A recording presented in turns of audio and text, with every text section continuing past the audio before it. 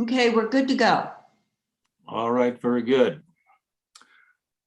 Team Israel, Team Nepal, is each team ready for trial? Yes, Your Honor. Yes, Your Honor. Okay, why don't the scoring panelists turn off their video? We're going to go through some pretrial matters right now.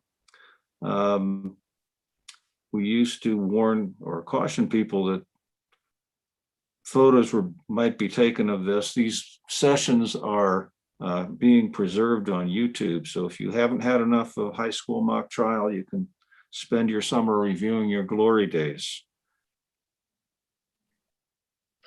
Once we get started, there will be no recesses. We're going to go straight through from opening statement to closing argument.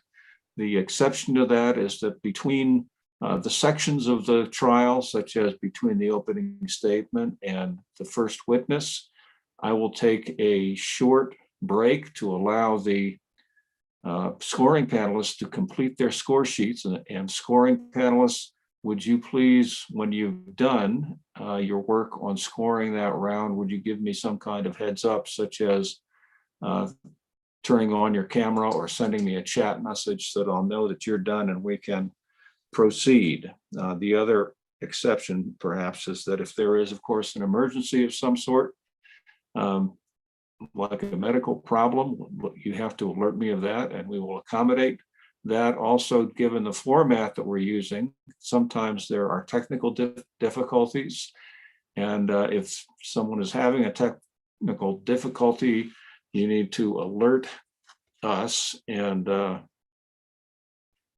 we will take a pause in time and try to get that remedied or find some kind of workaround.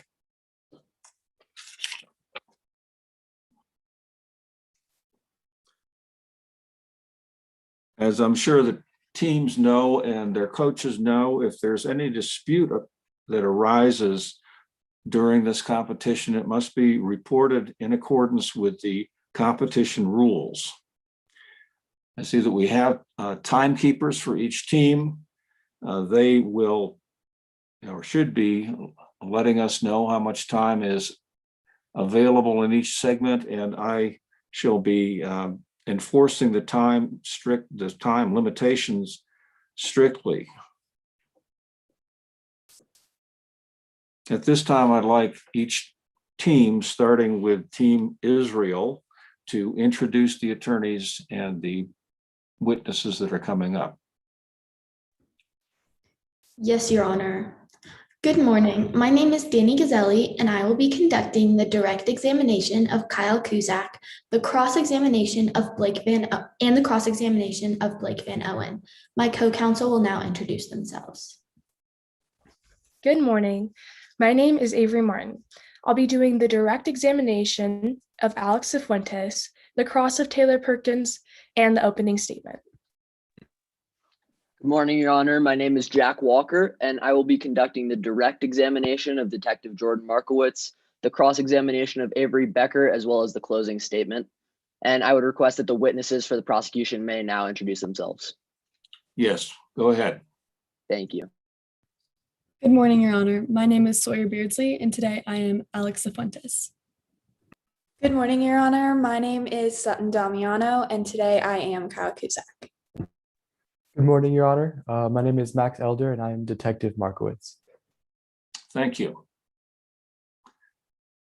Defense, Nepal, would you please introduce yourselves? Yes, Your Honor. Good morning. My name is Kate Malloy, and I will be presenting the opening statement, as well as conducting the cross-examination of Detective Jordan Markowitz and the direct examination of Taylor Perkins. Good morning. My name is Bridget Carrington. I will be conducting the cross-examination of Alex Fuentes and the direct examination of Avery Becker. Good morning. My name is Pilar Melendez, and I will be conducting the cross-examination of Kyle Cusack, the direct examination of Professor Blake Van Owen, as well as delivering the closing argument for the defense. May our witnesses introduce themselves? Yes, please do so. Good morning. My name is Caitlin Brennan, and I am Professor Blake Van Owen. Good morning. My name is Anna Kabuchin, and I am Taylor Perkins. Good morning. My name is Hannah Feeney, and I am Avery Becker. All right, thank you very much. At this point, I'm going to swear in the team members and the scoring panelists. This is done in an effort to maintain a level of professionalism and to uphold the code of ethical conduct during and after these mock trial proceedings. At this point, all of the team members, please raise your hands. Team members, do you promise that the presentation you are about to give will faithfully and truthfully conform to the facts and rules of the mock trial competition? I do. Yes, Your Honor. Yes, Your Honor. Thank you. Witnesses, keep your hands raised. And witnesses, do you promise that the testimony you are about to give will faithfully and truthfully conform to your witness statements, that you will not add material facts or opinions which are not contained in the case problem, and that you will follow the rules and procedures of the mock trial competition? Yes, Your Honor. Your Honor. Scoring panelists, please raise your right hands. Scoring panelists, do you promise to adjudicate the mock trial competition as fairly and objectively as possible in accordance with the facts, procedures, and rules of the mock trial competition? I do, Your Honor. I do. Yes. Thank you. At this point, I'll ask the team, starting with the prosecution, is there any preliminary matter that you want to bring before the court before we get going? Ms. Gazzelli? Yes, Your Honor. Does Your Honor and members of the jury have copies of our team's trial roster? I do. And if they don't, I know that the scoring panels have access to it. And does Your Honor and members of the jury have copies of the stipulations? We each have access to it, yes. And finally, we would ask if we could reserve remaining time for a rebuttal in the closing argument. That's granted. That's it. Thank you, Your Honor. All right, thank you. Ms. Malloy, is there anything for the defense? Yes, Your Honor. First, let the record reflect that the team roster, as well as the pronouns for all of our witnesses, have been displayed in the chat, and the roster is available for download if at any time you need it. Okay. And prior to the trial today, the defense would like to clarify a couple of mechanisms of this online trial. Mainly, the defense will be following special rules for the admission of exhibits as outlined in Rule 7.4 of the Rules of Competition. Okay. Now, this essentially just means that while exhibits are being admitted, they will be displayed on the screen, but they will be considered shown outside the presence of the jury unless we specifically ask to publish them to the jury, which we will only do so after they have been admitted. Ms. Gazzelli, do you have any objection to that? No, Your Honor. All right, that's fine. As a team member is endeavoring to have an exhibit admitted, it'll be displayed on the screen. It'll be deemed that the scoring panelists do not see it, and it will only be deemed to have been shown to the scoring panelists when it is admitted, when the court rules that the exhibit may be admitted. And Your Honor, since the exhibits will be displayed outside the presence of the jury, would you prefer for us to ask for permission to display them each time, or simply let the record reflect? I think you need to ask permission. I think you also, before you discuss an exhibit with a witness, either we can deem them to have been shown to the opposing side, or you can make that representation on the record. How do you prefer to go forward? Can we deem them to be shown to the opposing side? Okay, do you have any objection to that, Ms. Caselli? No, Your Honor. All right, that's how we'll proceed. Anything else, Ms. Malloy? Yes, Your Honor. While each of our attorneys and witnesses on the defense side have made efforts to be in a situation with the best possible internet connection, if at any point you cannot see or hear us, please feel free to interrupt us and let us know. Well, as I said in my introduction, we have to deal with the technology that we have. And if there is an interruption for any reason and it doesn't prevent you from allowing us to be in contact with you, let us know. Probably if you can't get in contact with us, we can't get in contact with you, and we'll have to do something to remedy the situation. Also, if there are distractions that arise, such as a pet wandering into the frame or starting to bark, we can take a pause, we'll stop time and let that situation be resolved as well. Yes, Your Honor. And Your Honor, for the record, all witnesses will be present for the trial today. There will be no sequestration, constructive or otherwise, pursuant to rules 5.3.1 in the rules of competition. That's how the competition works, yes. And can the court clarify as to whether it intends to constructively read the jury instructions prior to or after closing argument? Well, courts have different preferences on how they do that. I think that what I prefer is that the jury instructions be read before the closing arguments, and so we will constructively deem them to have been written to the scoring panelists before the closers make their arguments. Yes, Your Honor. And that is all at this time, Your Honor. All right, thank you.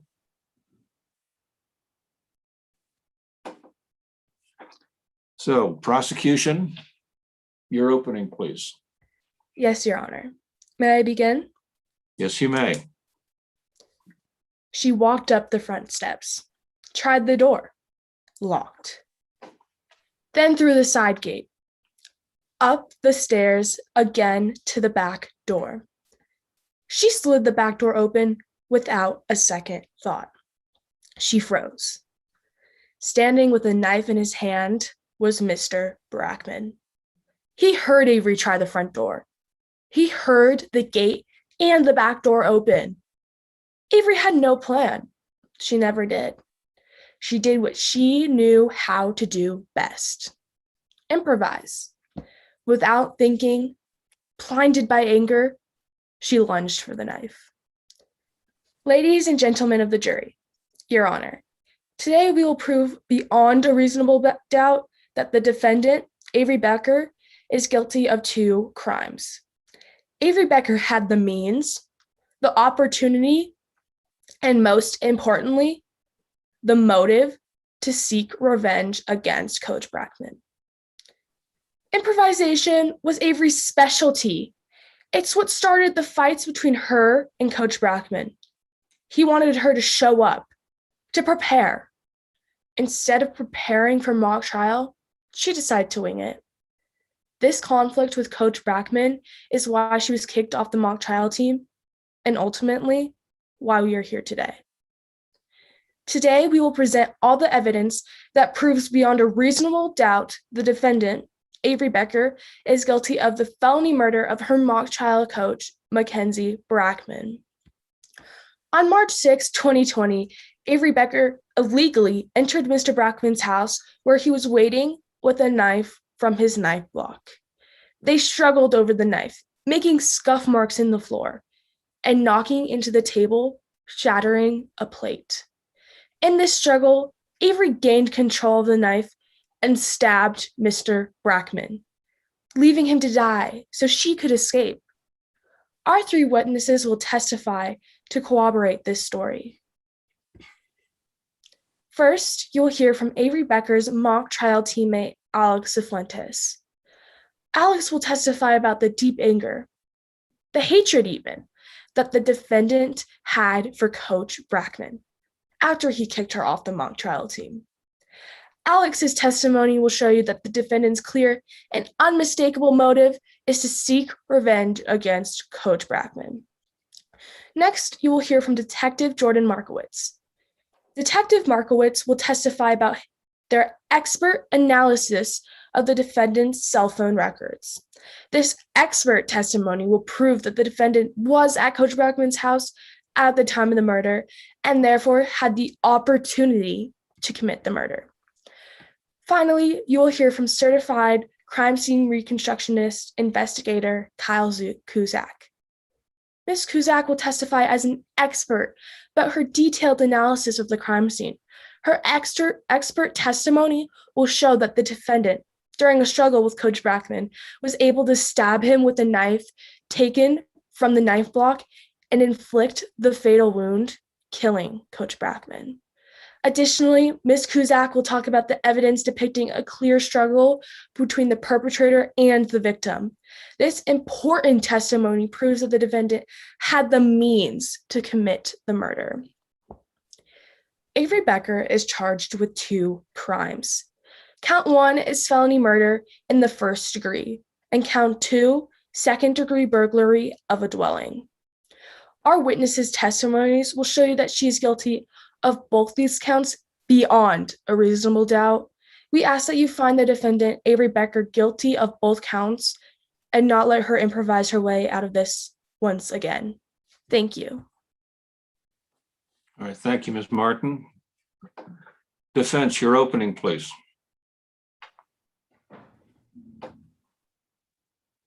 May it please the court? Go ahead. The prosecution just told you their version of what they are alleging took place on March 6, 2020. Did you hear that? They can't actually prove that Avery Becker committed this crime. And today, you will learn why. Avery Becker has an alibi, Blair Rollins is the alternate suspect, and the prosecution conducted an awful investigation. Alibi, alternate suspect, awful investigation. The prosecution wants you to believe that Avery Becker, a teenager who just wanted to get back on her mock trial team, planned to break in and trash her coach's house. They want you to believe that Avery Becker somehow disarmed her coach, and while they were facing each other, she somehow proceeded to stab him in the back. The prosecution expects you to believe that Avery Becker is guilty, despite there being no physical evidence linking her to the scene of the crime. How can we know what really happened? Well, when it comes to Avery Becker, the truth lies in the alibi, the alternate suspect, and the awful investigation. As you listen to the prosecution's evidence today, ask yourselves these 3 questions. First, what time did the victim actually pass away? Second, where has Blair Rollins been since March 6, 2020? And third, how can someone be in 2 places at once? But remember, at the end of the day, we don't have to prove the prosecution is wrong. They have to prove they are right, because the prosecution has the burden of proof in today's case, which means that they must prove each and every element of every charge to you beyond a reasonable doubt. Which means that if the prosecution's evidence makes you hesitate, leaves your minds wavering, unsettled, or unsatisfied, they have failed to meet their burden, and you cannot convict. Remember the alibi, alternate suspect, and awful investigation. But let's break that down a little bit and start with the awful investigation. The prosecution made you a lot of promises about what Detective Markowitz and Kyle Cusack will tell you today. Hold them to those promises. And you don't have to take just my word for it. Today, you will hear from Professor Blake Van Owen. Professor Van Owen will tell you all about the prosecution's assumptions and incompetence. You will learn that the prosecution's theory is like a house of cards. If one falls, so do the rest. The truth is, the prosecution's star witness, Alex Cifuentes, could be completely framing Avery Becker, and we will never know because the prosecution's awful investigation never looked into any alternate suspects. Next, let's talk about the alibi. Avery Becker couldn't have committed this crime because she was in a public place with Taylor Perkins all day on March 6, 2020. But again, you don't have to take just my word for it. Today, you will hear from Taylor Perkins herself. She will tell you how she and Avery spent the day at the mall looking for Avery's stolen phone. Last, let's talk about the alternate suspect, Blair Rollins. Today, you will hear all about Blair Rollins, but you won't actually hear from Blair Rollins. And that's because the prosecution's awful investigation never looked into Blair Rollins as an alternate suspect. But despite that, you're going to learn that Blair Rollins matches the height and build of the suspect. You will learn that Blair Rollins had a motive to kill Mackenzie Brackman. And you will learn that Blair Rollins has not been seen since March 6, 2020. Last, you will hear from Avery Becker herself. Keep in mind, Ms. Becker did not have to testify today. She is choosing to waive her constitutional right not to testify today, to come here, look each of you in the eyes, and tell you what really happened. Listen to the story that the prosecution spun for you in their opening. They're trying to distract you from the facts of the case.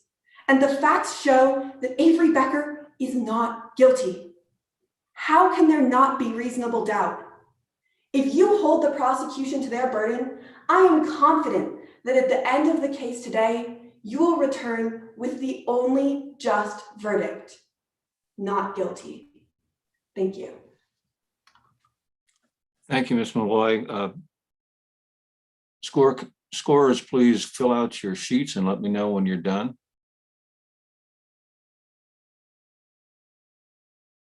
Thank you. Thank you. Thank you. Prosecution, please call your first witness. Yes, Your Honor. The prosecution calls Miss Alex Cifuentes to the stand.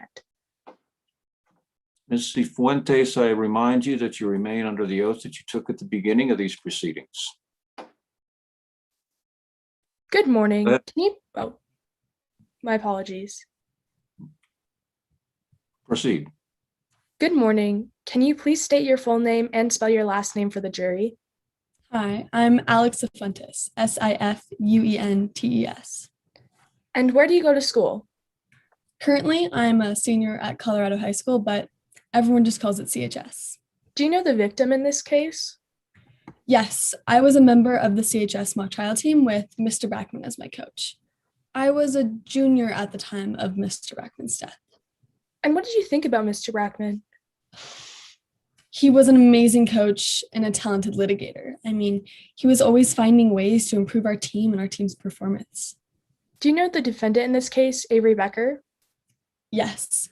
Avery and I went to the same school and were on the same mock trial team together. How would you describe your relationship with Avery Becker? Avery and I have always been very close. I mean, she was actually the one who convinced me to try out for mock trial in the first place. I really liked her, and we were practically best friends when we were on the team together. How many years were you on the mock trial team with Avery? I would say about 3 years. What attributes did Avery bring to the mock trial team? Well, Avery played multiple witness roles over the years. She had this amazing ability to make things up on the witness stand and make you believe that it was completely true. Based on what you personally observed, how did Avery conduct herself on the mock trial team? Based on what I saw, Avery was always late to practice and was never prepared. But I mean, like I said, she was amazing at making things up on the fly. Again, based on what you personally observed, how did the other members of the mock trial team feel about Avery? It looked to me like most of the people on our team could not stand Avery. I mean, she was always late and never prepared for practice. The team was always anxious about Avery's behavior. How did you personally feel about Avery Becker's conduct in mock trial? I did not like the way that she talked to our mock trial teammates or to Mr. Brackman. What did you personally observe about Avery and Mr. Brackman's relationship in mock trial? The relationship was always back and forth. It seemed like Mr. Brackman was frustrated with Avery and Avery was frustrated with Mr. Brackman. I mean, he was always telling Avery to do a better job, but Avery always simply refused. Based on your own personal knowledge, how did Avery react to Mr. Brackman telling her to do a better job? It seemed like Avery hated Mr. Brackman for this, and Avery always played the victim and refused to work hard. I'd like to discuss the regional mock trial tournament. Did something significant happen to the team before the tournament? Yes, right before the tournament, Coach Brackman demoted Avery to B team. And how did Avery deal with being demoted? Well, right after being demoted, Avery talked to Taylor Perkins, Avery's second best friend, and somehow convinced Taylor to quit the A team for her. What happened after Taylor quit the A team? Mr. Brackman was then forced to bring Avery back to the A team. And how'd the whole team react to this?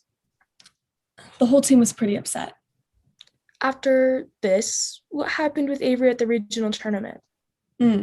Avery won Best Attorney Award and Best Closing Argument Award. What happened at the next mock trial practice after that? At the next practice, Mr. Brackman kicked her off the team. From your own knowledge, were you aware of any reason that Mr. Brackman gave for kicking Avery off the team? From what I remember, Mr. Brackman tried to explain to Avery that she should not confuse good showmanship with good lawyering. He told her that what Avery did would most likely be considered malpractice in the real world. Did you happen to see Avery respond to this? Yes. From what I saw, Avery was absolutely infuriated by Mr. Brackman's comments, and she stormed out of practice. After Avery stormed out of practice, did you observe her do anything else? Yeah, as Avery was leaving the practice, I saw her grab a Sharpie pen on the way out of the room. Then Avery vandalized Mr. Brackman's porch. Objection, Your Honor, may I be heard? Yes, you may. What's your objection? Your Honor, this witness is testifying to an incident in which Avery Becker vandalized Mr. Brackman's car. This is improper character evidence pursuant to Rule 404A and 404B. I anticipate by getting this evidence in that opposing counsel will use it to show that Ms. Becker had a character trait of anger and irrationality and that she acted impulsively when she didn't get her way. I anticipate that they will use this to say that she acted in accordance when she later allegedly went to Mr. Brackman's house to vandalize it. Furthermore, I anticipate that by entering this evidence of the vandalism of Mr. Brackman's car, that they will attempt to allege that Ms. Becker acted in accordance when she allegedly went to Mr. Brackman's house to vandalize it, which is inadmissible pursuant to Rule 404B. Furthermore, this is substantially more prejudicial than probative, as it would mislead the jury into believing that Ms. Becker acted in accordance with these two acts, one of which she hasn't admitted to, by saying that they are the same act. Response, Your Honor.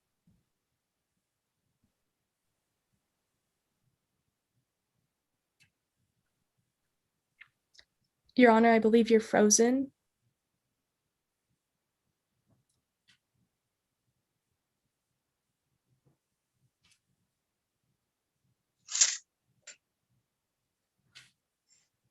Am I frozen? Can you guys hear me?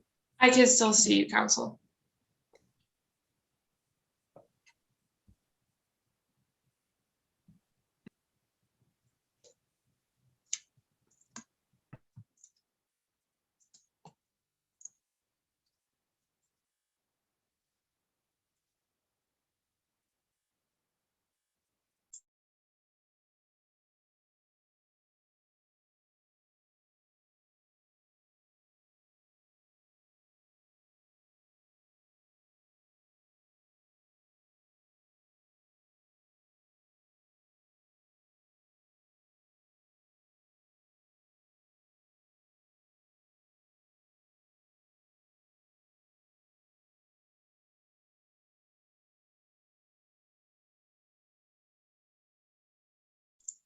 Is the courtroom monitor here?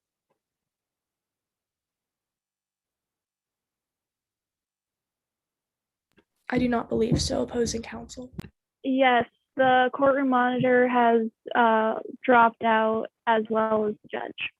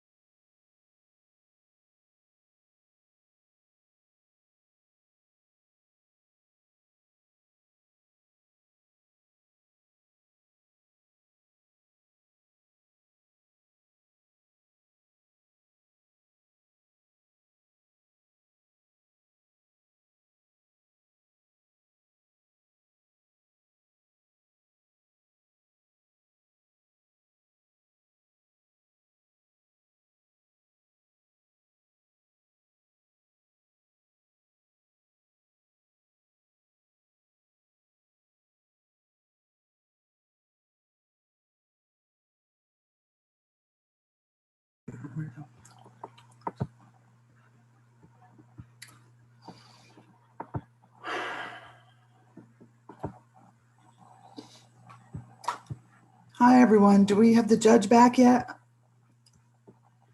Okay.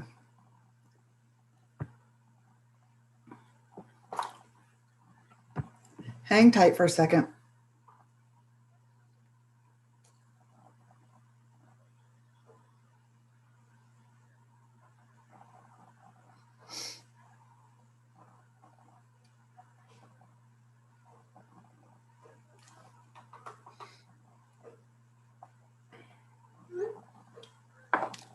The judge and the courtroom monitor are in the same house. So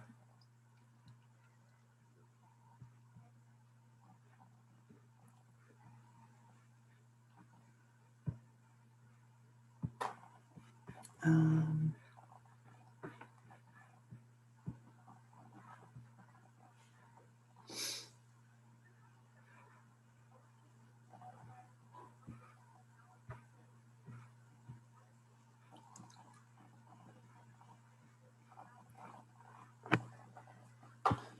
all right, hang tight, you guys.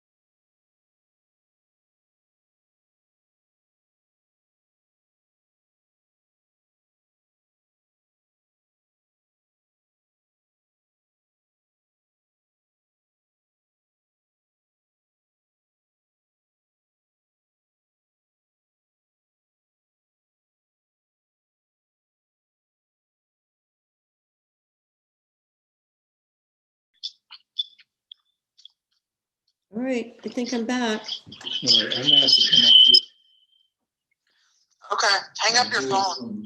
Okay, thanks.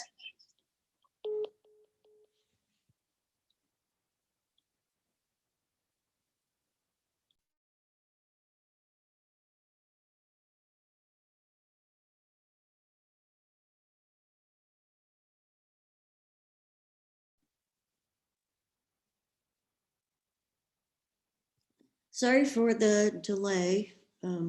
We lost internet here and I kind of lost my mind too. So there you go. Sorry.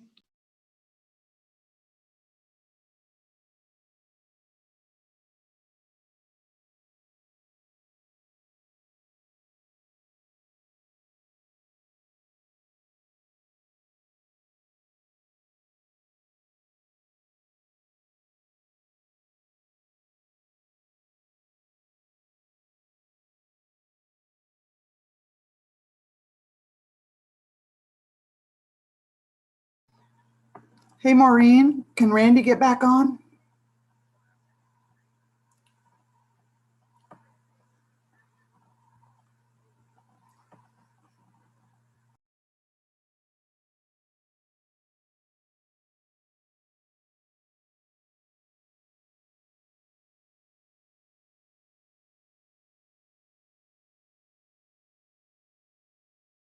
Start the video.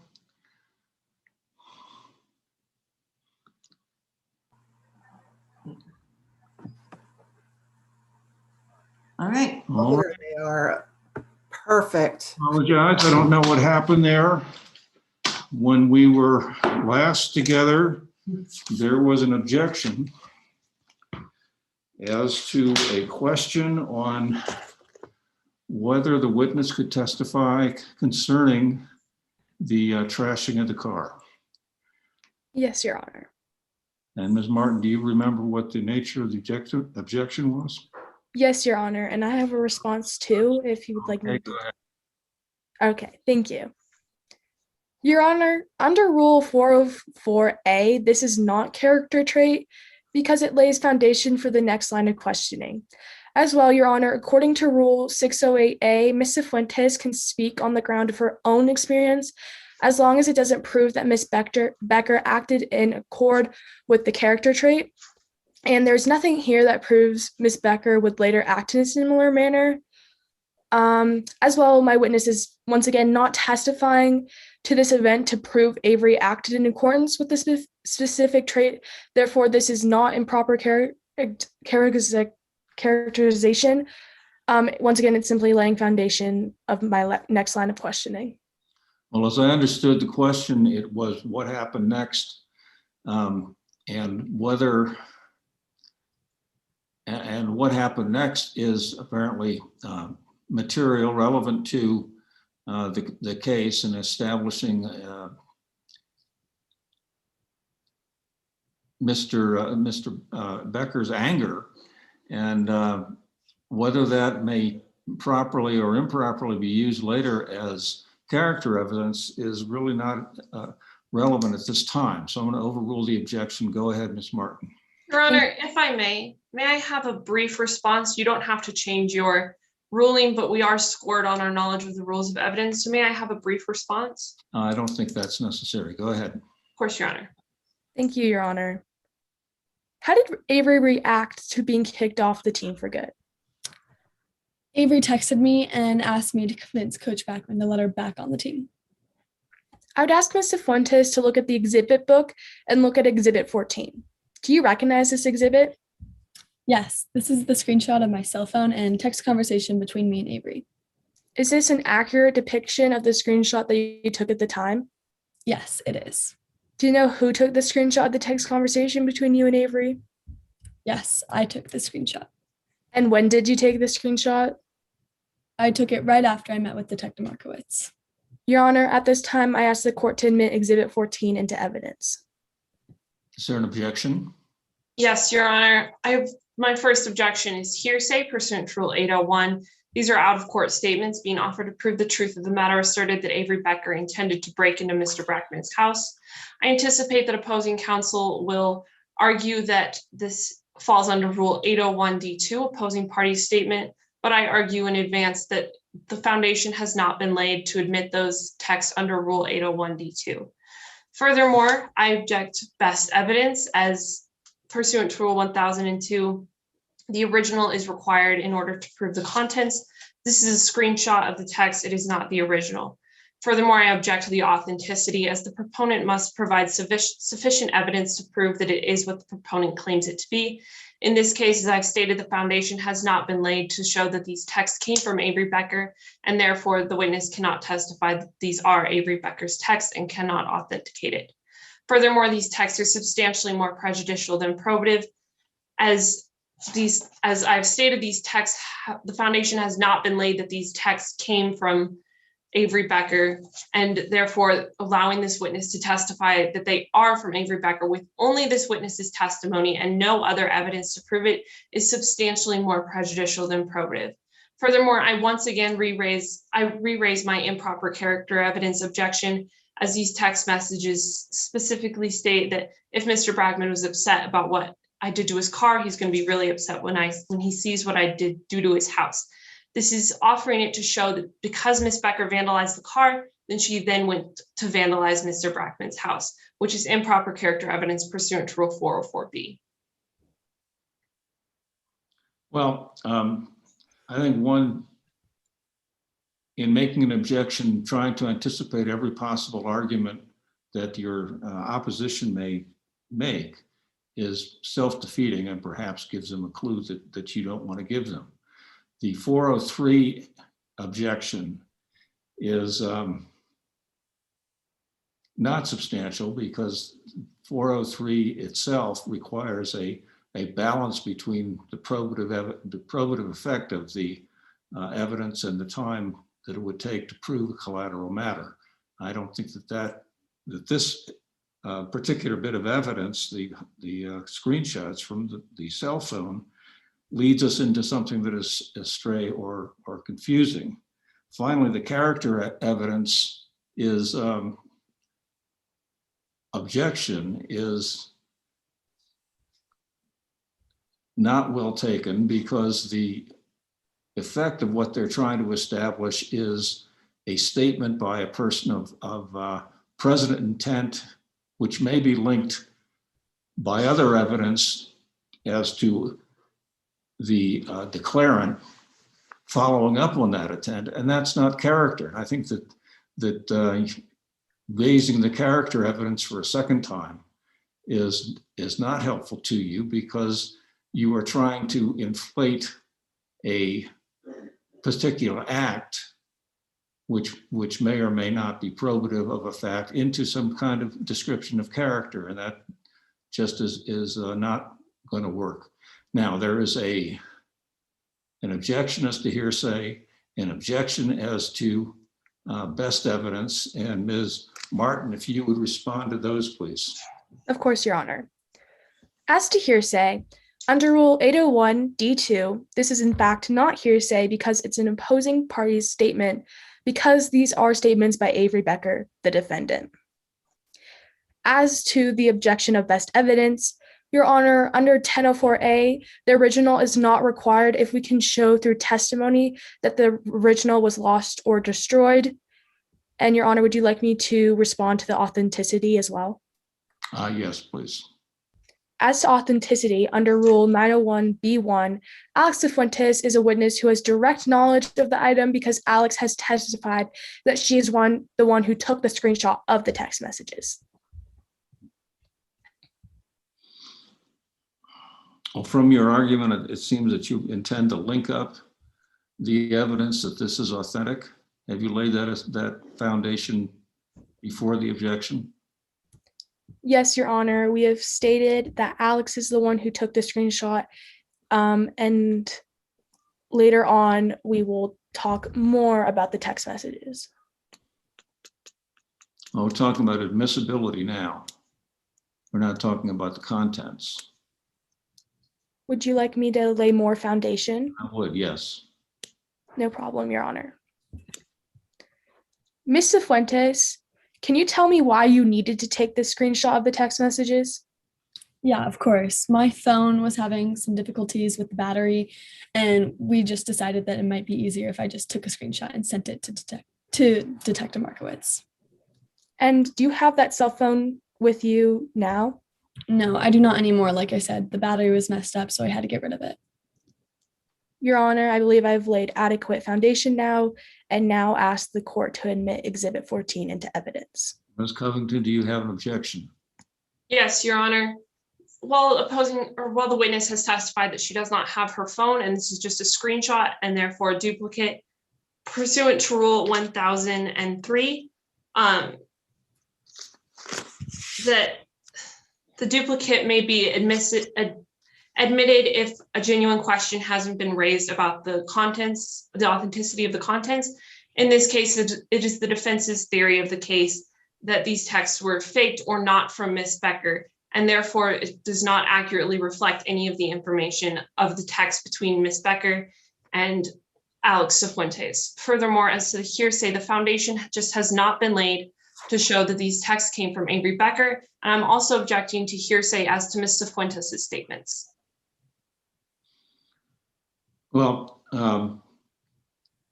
the problem with the authenticity objection is that you have expressed a theory of the case. You have not expressed a statement or expressed facts that would call into question at this point the authenticity or the truthfulness of the witness. So on the basis of what we have before us right now, I'm going to admit the Exhibit 14. And of course you can, Ms. Covington, show to the extent that you can through cross-examination the weakness of the exhibit. So the objection is overruled. Go ahead, Ms. Martin. Thank you, Your Honor. At this time, I ask my co-counsel to share Exhibit 14.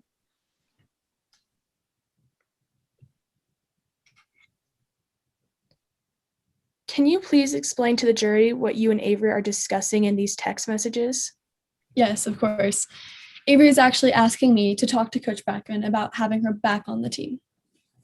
Was there anything during this text conversation that made you concerned? Yes, actually, after I told Avery that I doubted anyone could change Coach Brackman's mind about having her back on the team, Avery became enraged. I mean, Avery texted that the coach was going to be really upset when he saw what Avery was going to do to his house. Did Avery explain what she meant by that? Yes. Avery said that she was going to wait until Coach Brackman was at work, and then Avery was going to break in and trash the place. You testified earlier that you took the screenshot of these text messages. Why'd you do that? Well, after Coach's death, I had to go down and talk to the police detective, and I told the detective about these text messages from Avery. But like I said earlier, I'd forgotten my phone at home, so the detective asked me to send him a screenshot. And how do these screenshots show that they are from Avery Becker? At the top of the screenshot, it says Avery Becker as the contact. I'd like to address one more topic at this time, Ms. Cifuentes. Do you know a person by the name of Blair Rollins? Yes, he's another student at CHS, but I didn't know him very well. I'm not sure if I ever even had a class with Rollins. Did you ever steal Avery's phone and give it to Blair?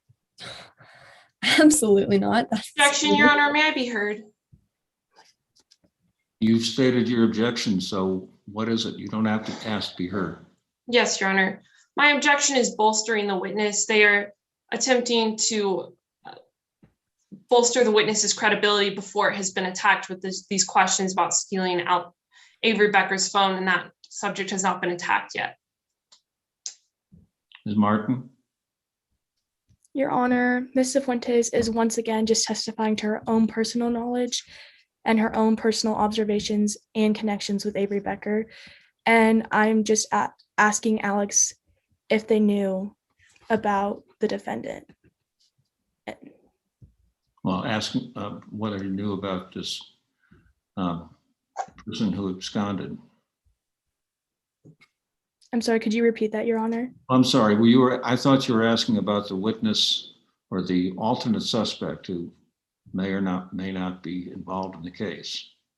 Yes, correct, Your Honor. I was asking about Blair Rollins, but I believe opposing counsel objected to the question where I'm asking if Ms. Cifuentes would consider Avery Becker a rival of hers, which is once again just me asking Ms. Cifuentes about her own personal observations. And Your Honor, if I may, that wasn't what I objected to. I objected to the statement or the question and the answer about did you steal Avery Becker's phone to give to Blair Rollins? Oh, my apologies, Your Honor. All right, that's what I thought was going on, but okay. What's your response, Ms. Martin? Once again, Ms. Cifuentes is just testifying to her own personal knowledge of the case and what she knows to be true. Yeah, I think that the question is permissible. It's something that may come up later. And in this case, it's okay to anticipate that and ask the question simply whether she gave the phone to Mr. Rollins or Ms. Rollins, as the case may be. So overruled. Thank you, Your Honor. Ms. Cifuentes, do you need me to repeat the question? Yes, please. Did you ever steal Avery's phone and give it to Blair? Like I said, absolutely not. I mean, I just think that's crazy. I hardly knew Blair and certainly would not have stolen Avery's phone to give it to Blair. Ms. Cifuentes, would you consider Avery Becker a rival of yours? Certainly not. Before all this happened, Avery and I were friends, teammates. We pushed each other to be better. Avery and I liked each other very much, which is why Avery texted me to help her get back on the team. Finally, Ms. Cifuentes, did you have another conversation with Avery after they had been kicked off the mock trial team? Yes, I saw Avery at the Fry Shack after Avery got kicked off the team. We had this amazing talk about how Avery should move forward and forget about the trial team. I specifically remember Avery thanking me for asking Mr. Brackman to let her back on the team. No further questions, Your Honor. I pass the witness for cross-examination. Thank you. Ms. Covington, do you have cross? Yes, Your Honor, but before I begin, may I have a moment to rearrange my virtual courtroom? Sure.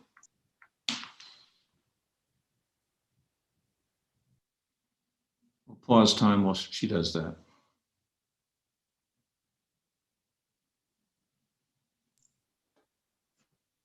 Before I begin, can Your Honor hear and see me all right? I can. Please start the time. I'd like to talk to you about something that you said on direct examination, Ms. Cifuentes. You said that you and Avery were practically best friends, correct? That is correct. And there was a rumor that you and Avery were rivals, wasn't there? I mean, I just think that's absolutely crazy. I mean, we were very close. Whether or not it was true, yes or no, there was a rival, or there was a rumor that you were rivals. Yes, there was a rumor, but I mean, like I said, it's crazy. And you are aware that both Avery Becker and Taylor Perkins will testify that you and Avery were not friends, aren't you? Yes. And despite your claim that you were very good friends, Avery still felt the need to introduce herself when she texted you. Isn't that correct? Yes, sure. So I'd like to talk to you a little bit about Blair Rollins. You went to school with Blair Rollins, correct? Yeah, I hardly knew Blair. And you have stated that you weren't really friends, correct? Yes, that is correct. I barely knew Blair. I don't even think we had a class together. However, you would say hello and goodbye to each other in the hallways. Yeah, sure. And you are aware that both Avery Becker and Taylor Perkins will testify that you and Blair were friends, aren't you? Yes. And you knew that Mr. Brackman had defended Blair's father on a murder trial? Yes, I did know about that. And you knew that Mr. Brackman had lost that case, correct? Yes. And Blair was upset about that? Yes, I mean, who wouldn't be? We've talked about the alternate suspect, and we're going to talk about the awful investigation in a minute. But first, I'd like to talk about Avery's alibi. Avery Becker and Taylor Perkins were best friends, correct? Yes, like I said, I think Taylor was Avery's second best friend. And you were at the Fry Shack the night of March 5th, 2020, correct? Yes, that is correct. And that was the night before Mr. Brackman was killed. Am I remembering that correctly? Yes. Avery Becker and Taylor Perkins were there together, weren't they? Mm-hmm. Yes. And they left together? Yes, they did. You were playing on Avery's phone that night, correct? Yeah, just for a couple of minutes.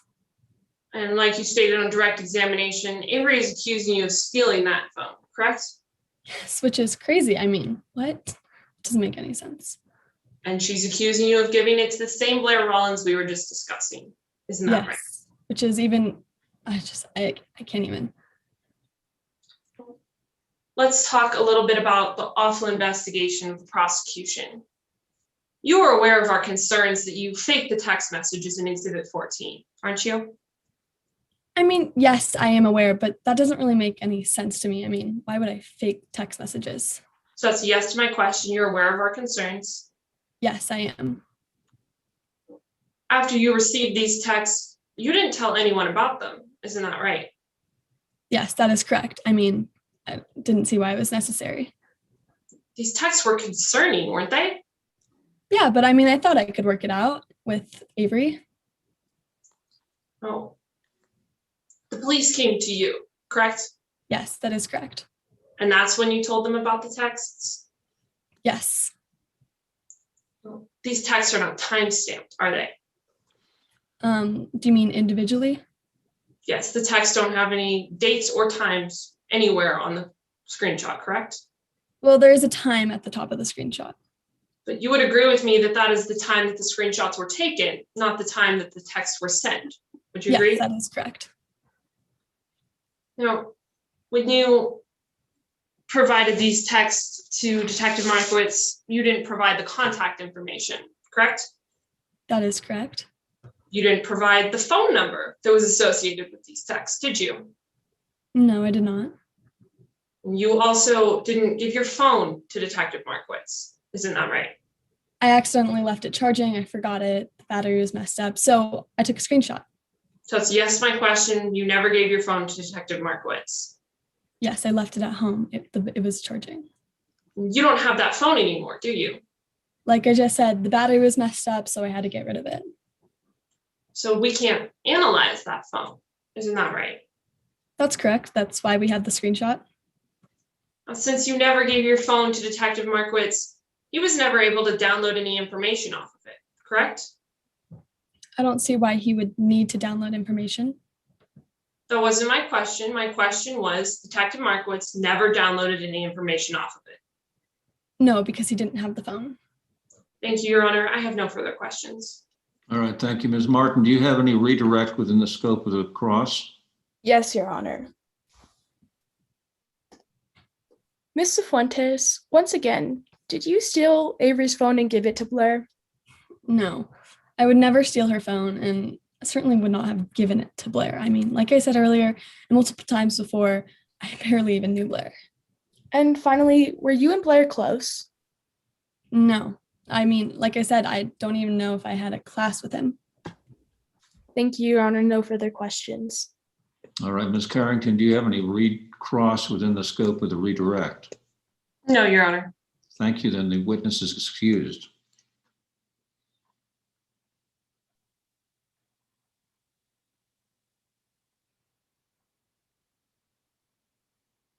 Your Honor, may the prosecution call our next witness? We're waiting for the scorekeepers to complete their work. Oh, yes, apologies. All right, now we are set. So please go ahead, Mr. Walker. Thank you, Your Honor. The prosecution calls Detective Jordan Markowitz.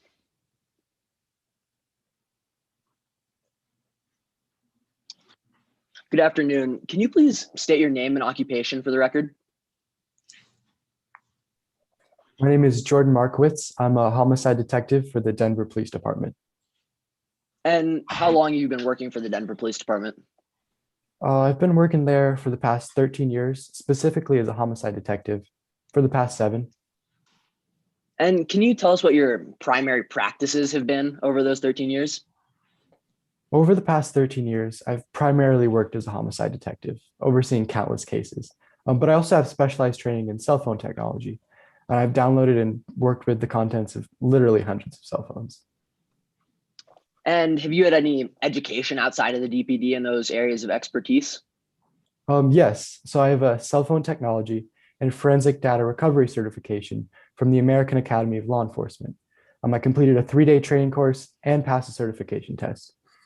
Throughout this course, I learned how to acquire and interpret cell tower data. And how frequently do you use that training on an annual basis? Oh, I use that training constantly as a detective.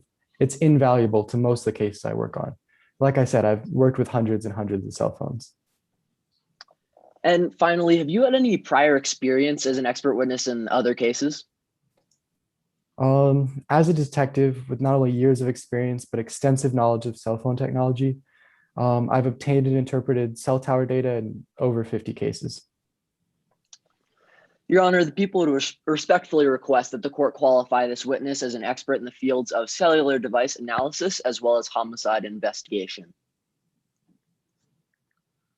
Ms. Malloy, do you have an objection to the acceptance of this witness as an expert?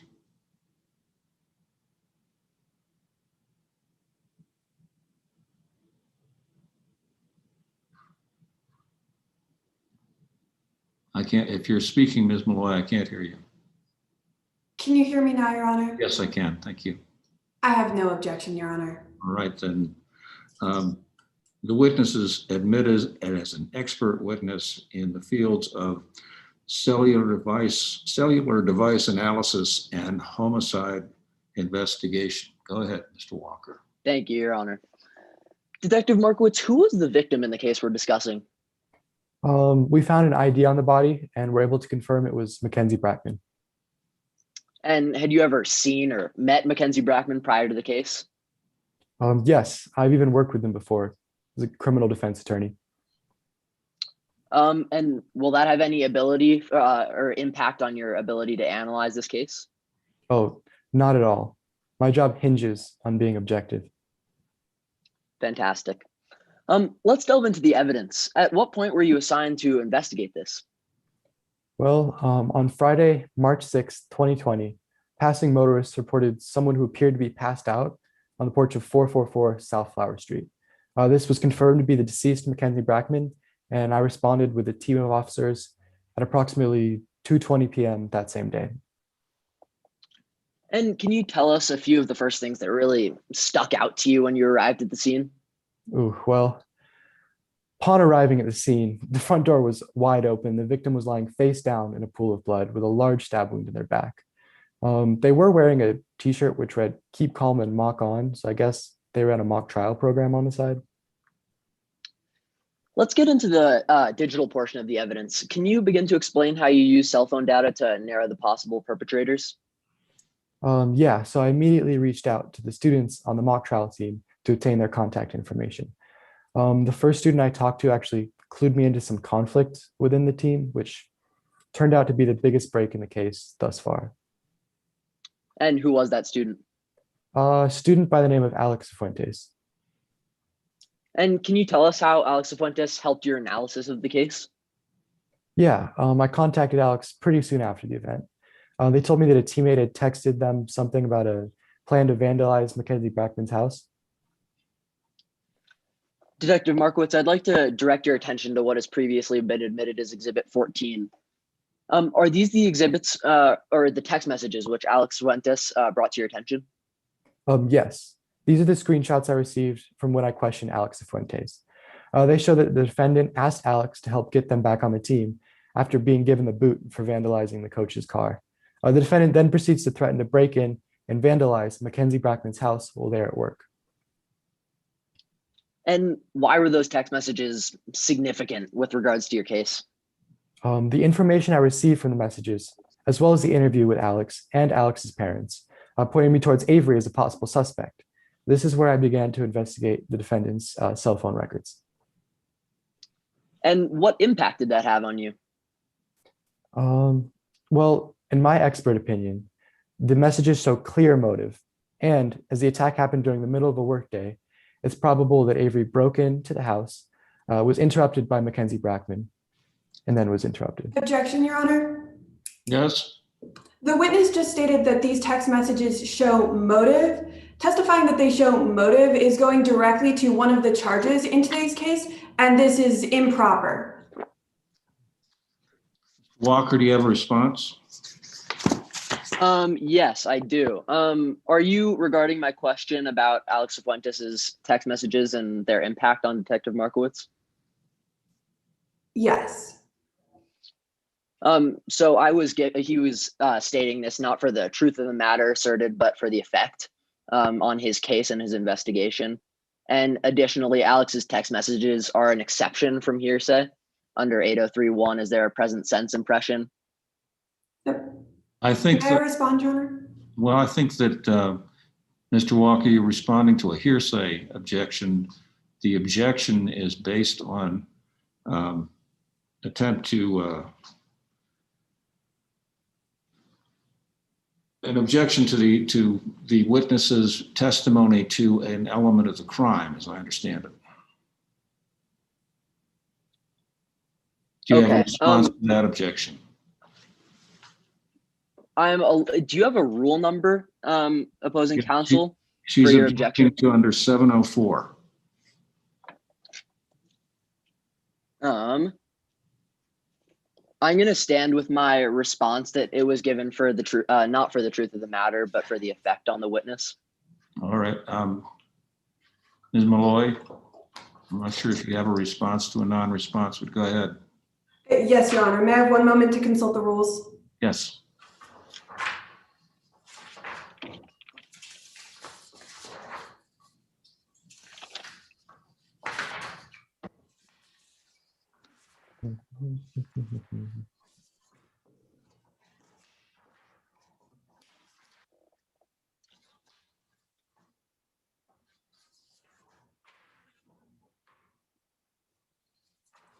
Yes, Your Honor. Pursuant to Rule 704B, in a criminal case, an expert witness must not state an opinion about whether the defendant did or did not have a mental state or condition that constitutes an element of the crime charged or of a defense.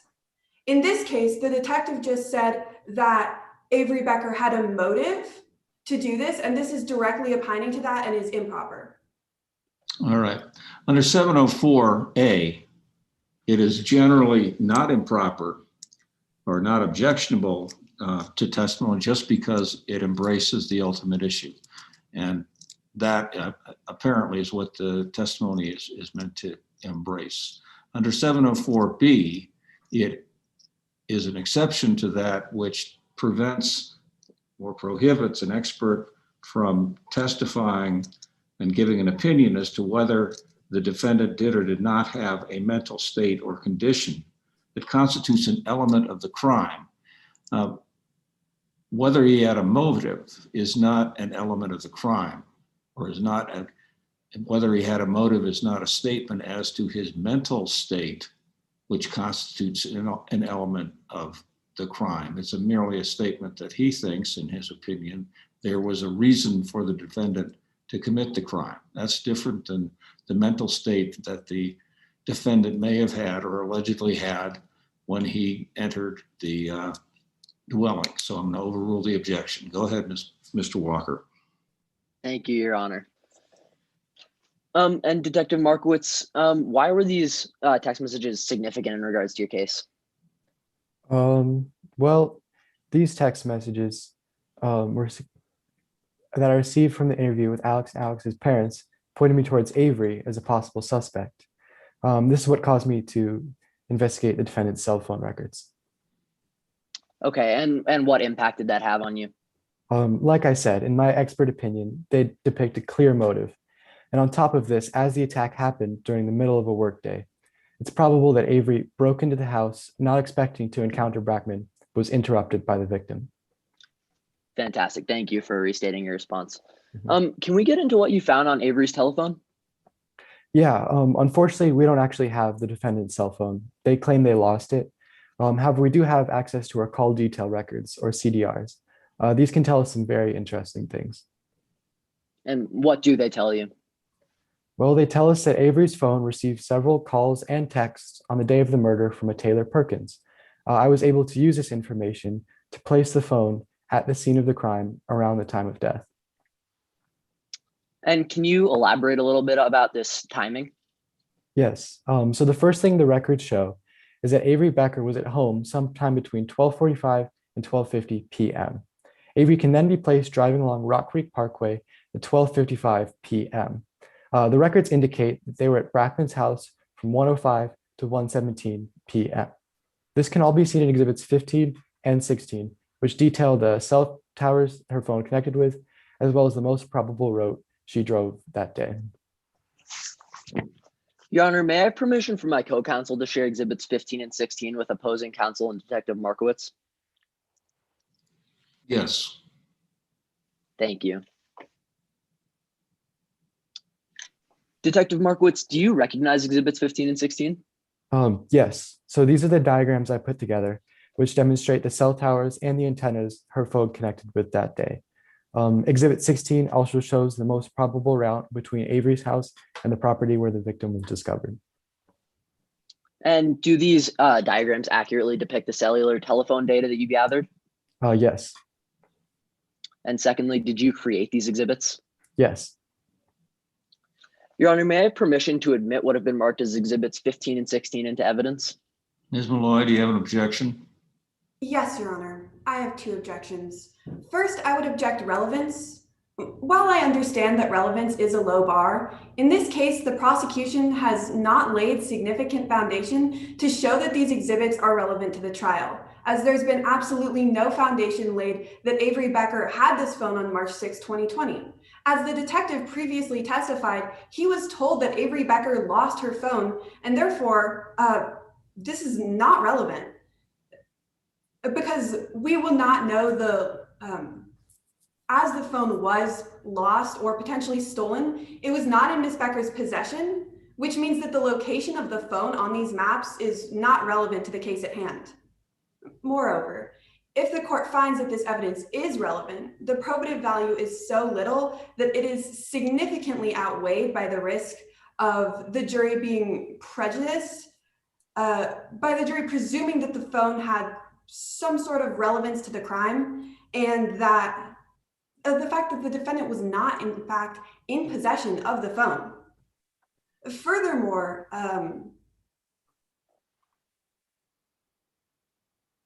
that is all at the time, Your Honor. All right, thank you. Mr. Walker, do you have a response? I do. On the grounds of relevance, this is the manner in which Detective Markowitz went about explaining his case and going into detail on finding cell phone records, which he has been trained to examine and go and help in expert cases. And this is laying foundation for how Detective Markowitz used this information to further analyze the case. May I have a brief response, Your Honor? Brief, yes.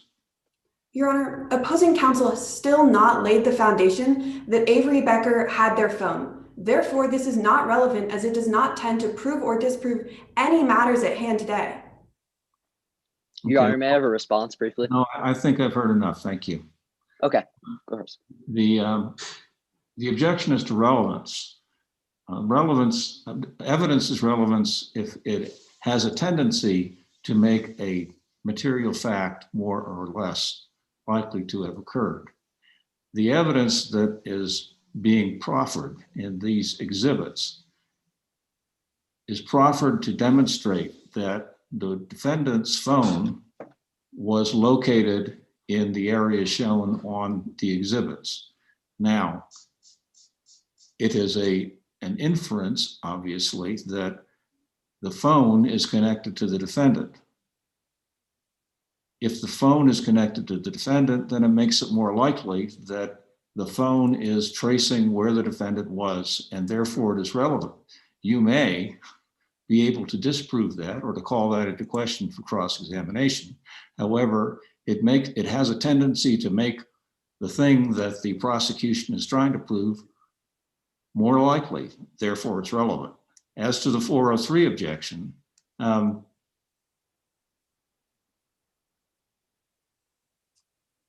the 403 is an objection that says that we're going to be led into a waste of time or potentially confusing the jury by the introduction of extraneous facts that would have to be adjudicated as sort of a sidelight on this trial. However, the possession of the telephone by the defendant is something that is central to the trial. So whether you can prove or disprove that the telephone and the defendant were connected is essential and hardly a 403. issue because it's not something that's going to lead us astray. It's what the jury has to decide. And therefore, I'm going to overrule the objection. Go ahead, Mr. Walker. Thank you, Your Honor. Detective Markowitz, can you elaborate on cell tower connections? Yes, so cell phones are constantly reaching out to find cell towers, even when the phone is not in use. A cell phone will typically pair to the tower closest to it. However, this is not always the case. For example, if that closer tower is particularly very, very busy, a cell phone might connect to one farther away, but less busy. Your Honor, I almost forgot to request permission to publish Exhibits 15 and 16 to the jury. Granted. Thank you, Your Honor. Okay, Detective Markowitz, back to it. Does it happen frequently for cell towers to connect to ones that aren't closest in proximity to the phone? Oh, no, not at all. That's very rare. And how do the antennas used? How are the antennas used to further narrow the possible locations of the telephone? Yeah, so in order to actually connect with the phones, the cell towers use 3-directional 120-degree antennas. Using the information about which antenna a cell phone connects to, we can precisely determine the location of a cell phone at any time. Unfortunately, the service providers don't always record this information. Instead, they only record it when a call or text is placed or received. Luckily, as stated before, the defendant received various calls and texts throughout the day of the murder, which we were able to use to track and pinpoint her location throughout the day. And how did cell tower records aid the case against Ms. Becker? They show us that Becker was at Mackenzie Brackman's house around the time of death. Before the murder, the records also indicate Avery Becker was driving along Rock Creek Parkway, which would be the most probable route between her house and the victims. Detective Markowitz, I have one final question to ask you. What have been your primary takeaways from analyzing this case? Well, the clear and obvious takeaway is that the objective data gathered by the CDRs gives a straightforward story that Avery Becker's phone traveled from Avery Becker's house to Mackenzie Brackman's house on the day of the murder. She also spent a significant amount of time at and around the property around the time of death. Based on all the evidence, it is highly likely that Avery Becker was in possession of her cell phone, and all of the evidence points towards her guilt. Thank you for your attention today, Detective. I have no further questions, Your Honor, and I pass this witness for cross-examination. Thank you, Ms. Malloy. You have cross? Yes, Your Honor. May I have one moment to rearrange my virtual courtroom? Yes, you may. We'll pause time.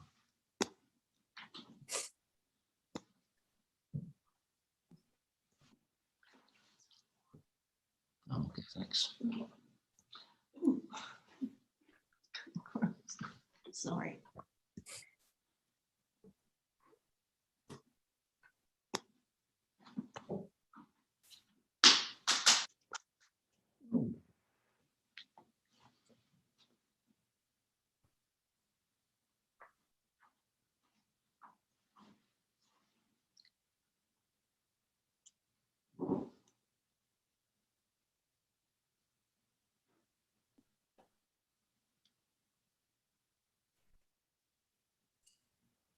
All right, start time. Go ahead, Ms. Malloy. Good morning, Detective. I'd like to start off by talking to you about a couple things you said on direct examination. On direct examination, you said that the defendant can be placed driving on Rock Creek Parkway and can be placed at the defendant's home. Isn't that correct? That is correct. All of our large amount of CDRs and cell phone records can be used to accurately pinpoint her location throughout the day. So it's a yes to my question. That's what you said. Oh, yes, that is correct. And you made an affidavit for today's case? Yes. You swore to be as complete and accurate as possible? Yes, I know. I strive for objectivity and accuracy and thoroughness in all of my police investigation. It's what I try to do as a homicide detective. Right. You strive for objectivity and accuracy, and you knew that you had the obligation to update your affidavit until the day of trial? Yes, that is correct. Your Honor, at this time, may my trial technician display the witness's affidavit for purposes of impeachment? Yes. And can we go on and scroll down through the affidavit? This is your affidavit, Detective Markowitz? That is correct. And that's your signature at the bottom, isn't it? Yes, that is correct. And if we could go up to line 171. Now, would you follow along with me as I read out loud? This says that each of those, my apologies, 169 through 171, each of those communications, the 2 unanswered calls and texts, came through cell tower antenna 17971, which is the closest tower to Brackman's residence. Isn't that correct? Yes, that is correct. And lines 120 through 175, I believe, are where you talk about the cell towers. Isn't that right? Yes, it appears so. And nowhere in there do you state specifically that the defendant drove on Rock Creek Parkway and that the defendant was at the victim's house. Isn't that correct? I don't know. I believe that the cell tower that would have pinpointed her location on the driving portion of that day covered Rock Creek Parkway, which would have, I believe, to be the most likely route between Avery's house and Mackenzie Brackman's house. Right. You believe it's the most likely route, but you cannot definitively prove. Isn't that correct? I mean, it is the most likely, and I believe cell tower data is very accurate. And I don't think the road specifically, Rock Creek Parkway, it was just a route in between the 2 houses. So that's a yes to my question. You cannot definitively prove. Yes. And by the way, you just said that cell tower data is very accurate. Isn't that correct? I believe so. I've used it in countless investigations and worked with hundreds and hundreds of phones, and yeah, it's proved me accurate so far. But it only covers a certain area and does not tell you the specific location of a phone. Isn't that right? I mean, yes, but the fact that we have 3 separate cell towers, one around Avery's house, one around the route between the 2 houses. Objection, Your Honor, non-responsive. I asked the witness a properly framed yes or no question. I asked if the witness, my apologies, and the witness has gone far outside of the scope of the question that I asked. Mr. Walker? Your Honor, my witness is merely trying to explain himself and his processes in analyzing the cell tower data. May I respond briefly, Your Honor? You may. As this is a timed competition, the witness is instructed to answer the question specifically with a yes or a no if it is properly framed. If opposing counsel believes that the witness needs more time to explain, then they may feel free to do so on their own time. Okay, I think that's a point well taken. Try to respond to the question. Ms. Markowitz, you may continue. Now, next I'd like to talk to you a little bit about your investigation. Now, Kyle Kuzak's report says that Taylor Perkins was interviewed. Isn't that correct? I believe so, yes. However, you never mention interviewing Taylor Perkins, do you? I do not. And in fact, you never mentioned interviewing Avery Becker's father. No, I was contacted by her lawyer and told to go through her lawyer. Well, that's an important fact, and nowhere in your affidavit do you state that you were contacted by Avery Becker's lawyer and told that you could not speak to her parents. Isn't that correct? Objection, Your Honor. Relevance. Your Honor, may I respond? Yes, you may. This is directly relevant as it goes to prove what the witness did and did not do in today's case. This is proper cross-examination into the bias and credibility of the witness. Mr. Walker? I stand by my objection, Your Honor, but it has been thoroughly explained the way in which he analyzed the case by point and finding what was the most apparent steps.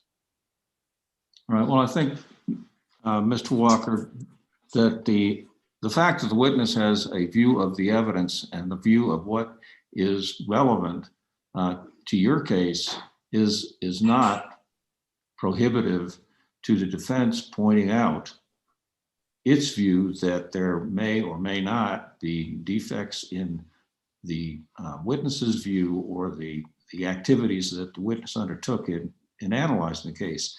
It is fair game for them to explore the adequacy of the witness's preparation and tightness of his case. So overruled. Go ahead, Ms. Malloy.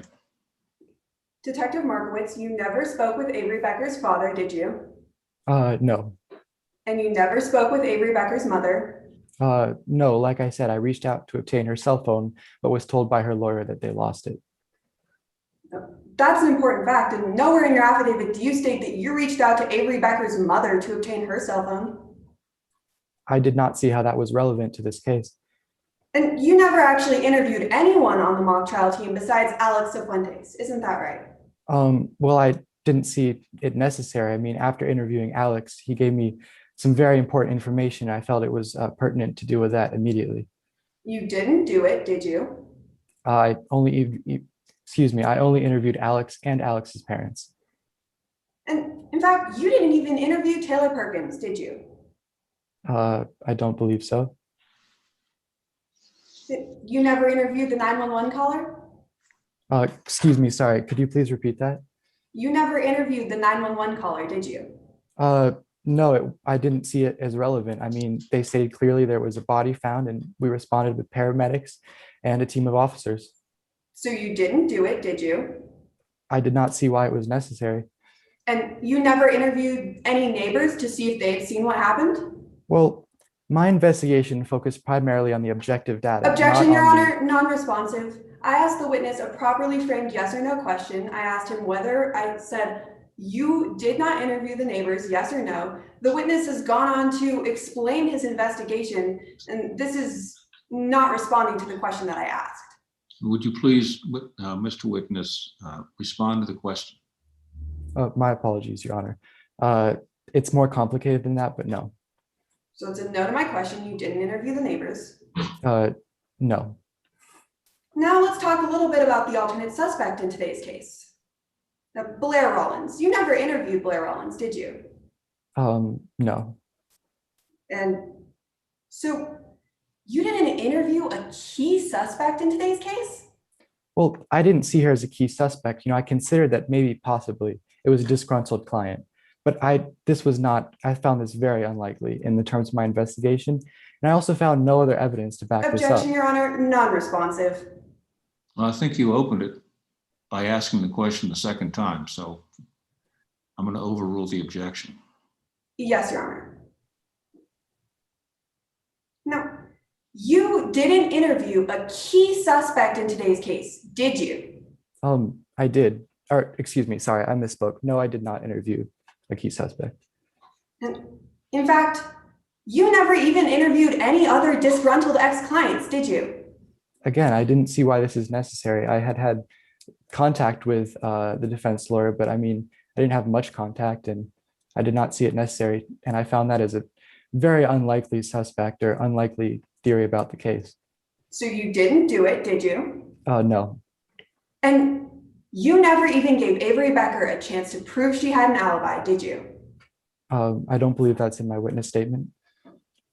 Exactly. Nowhere in your affidavit do you talk about ever giving Avery Becker a chance to prove she had an alibi. Isn't that right?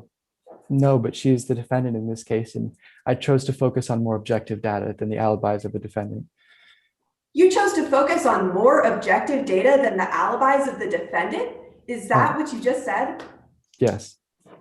Thank you, Your Honor. I have no further questions at this time. All right, thank you. Mr. Walker, do you have any redirect within the scope of the cross? I do, just very briefly. Detective Markowitz, is it probable that Avery Becker's telephone connected to a cell tower that wasn't the closest to her proximity on March 6th? Oh, no, not at all. Not only is this improbable under normal circumstances, we have 3 separate cell towers around her house, around the mid route between the 2 houses, and around the property where the victim was discovered. It's very unlikely that her cell phone would have connected to these 3 separate towers were it not in the region. I have no further questions, Your Honor. Thank you. All right, thank you. Ms. Malloy, do you have any recross within the scope of the redirect? No, Your Honor. Thank you. Then the witness is excused. And the scorekeepers may complete their sheets and let me know when you're done.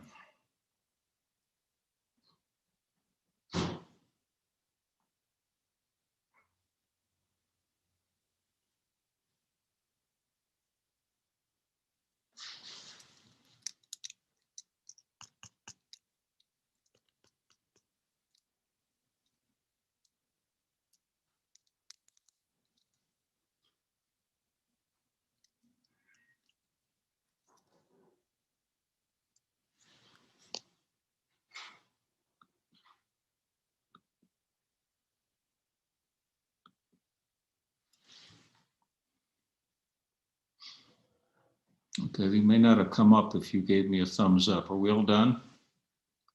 Okay. Nia, thank you. Stephen, thank you.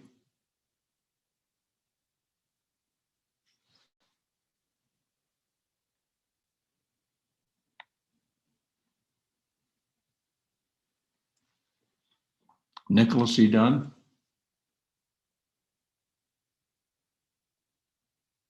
Your Honor, I believe we just lost connection with one of the jurors. Well, that's not good, is it? And I'm trying to check to see if we have all the ballots. So just give me one quick second.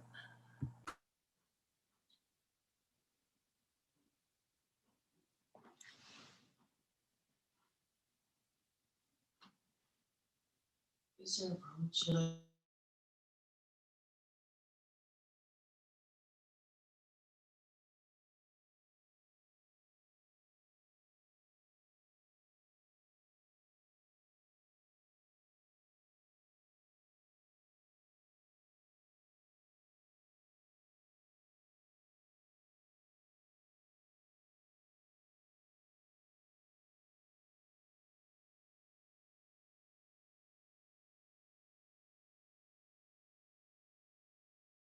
Did all the scoring panelists hit submit on their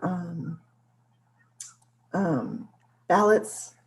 I don't believe we submit them until the end, so we're just doing witness by witness at this point in time. And that's correct. They can't submit it now. Okay.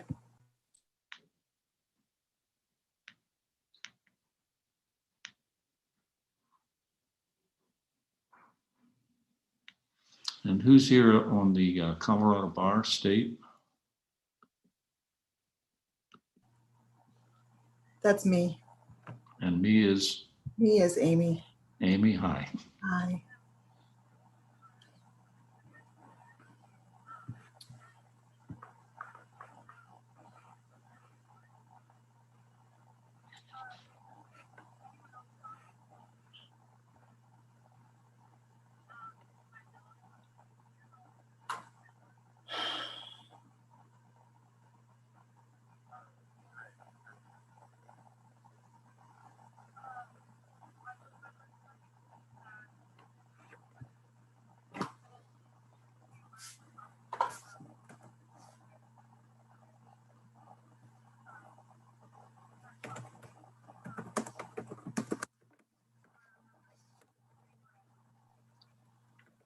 Amy, do you have a phone number for Nicholas?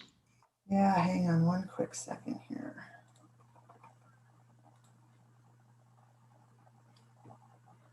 Shine.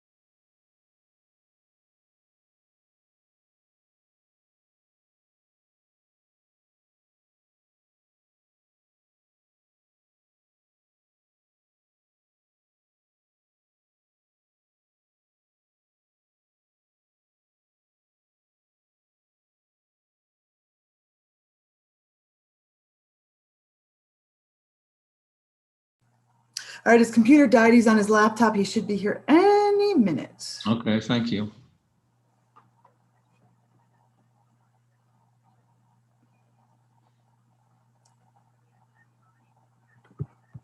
All right, here he comes.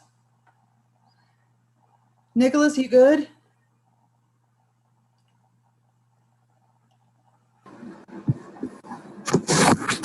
Nicholas, you good?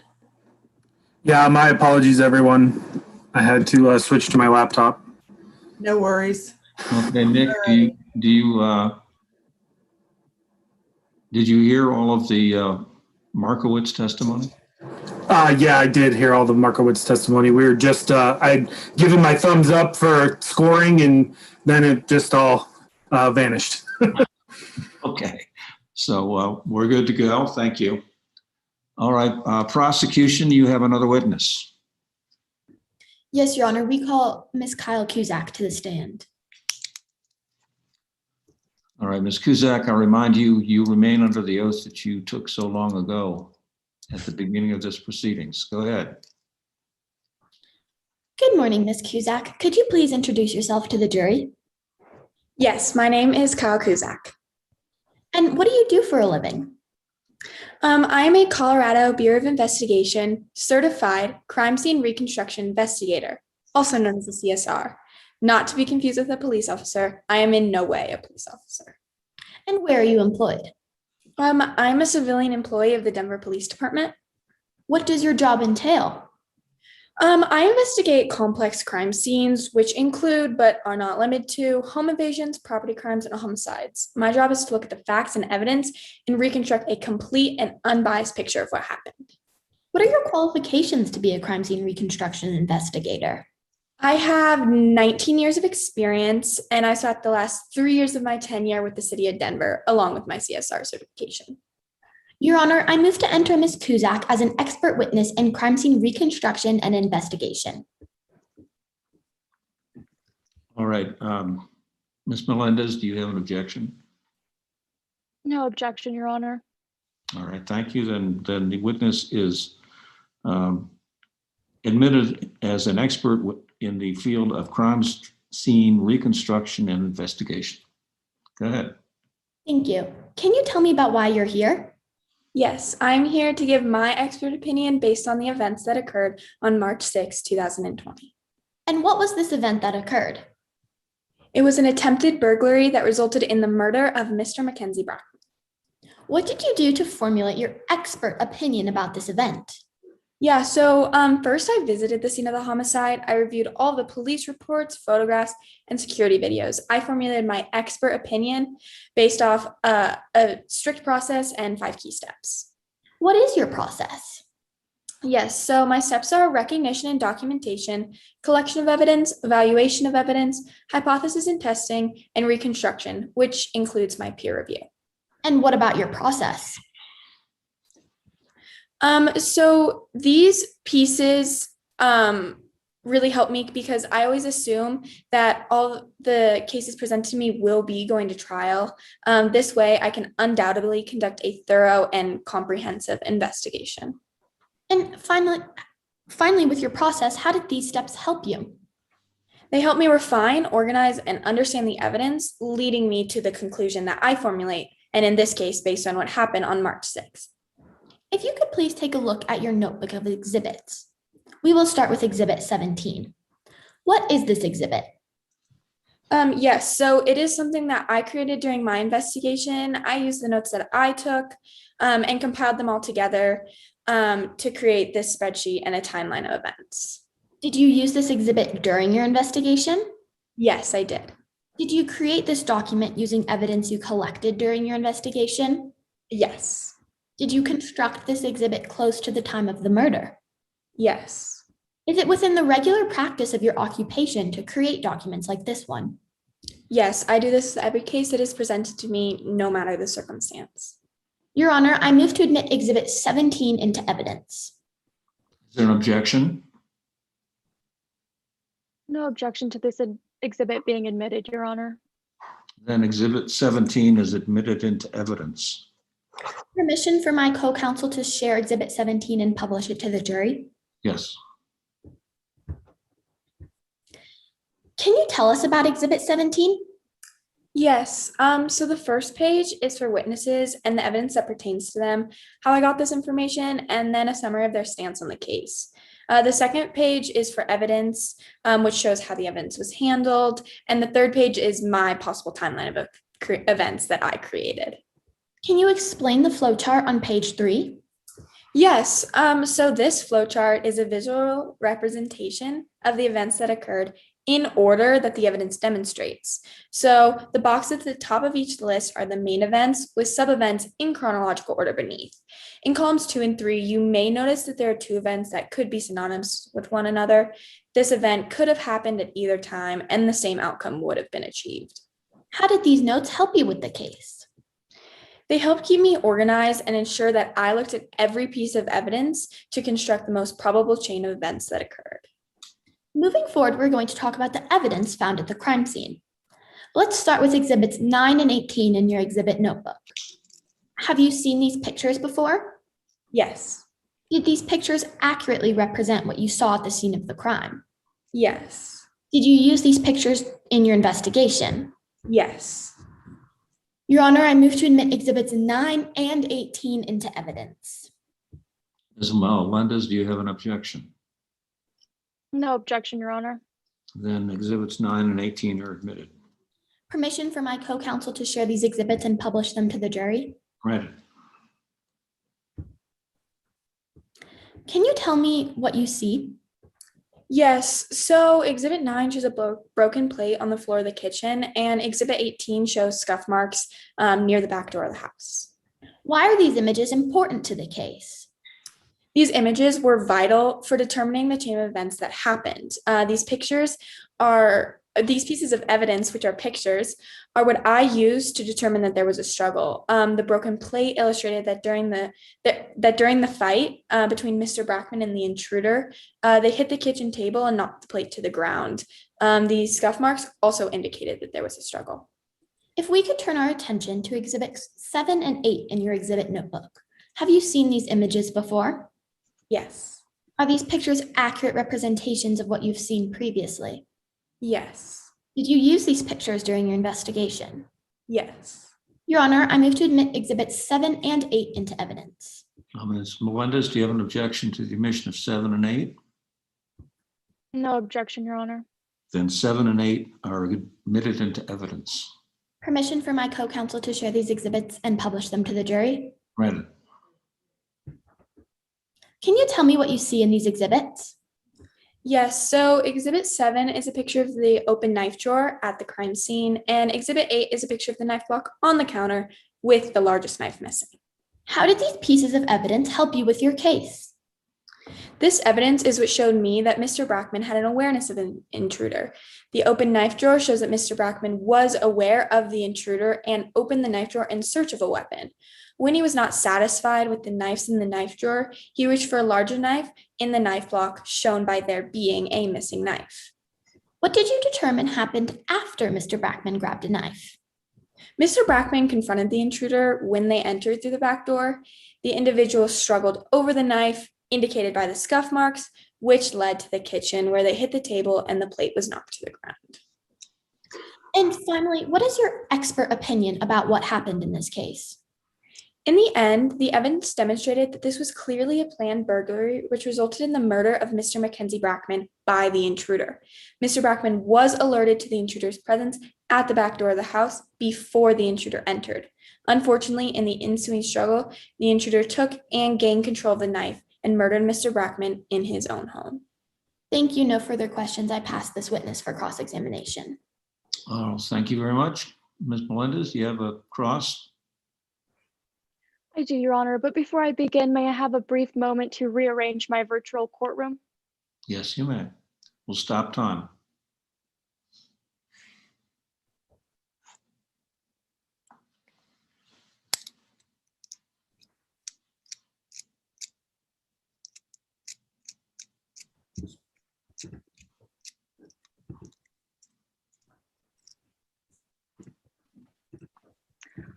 Ms. Kuzak, I'd like to talk about a few of your conclusions.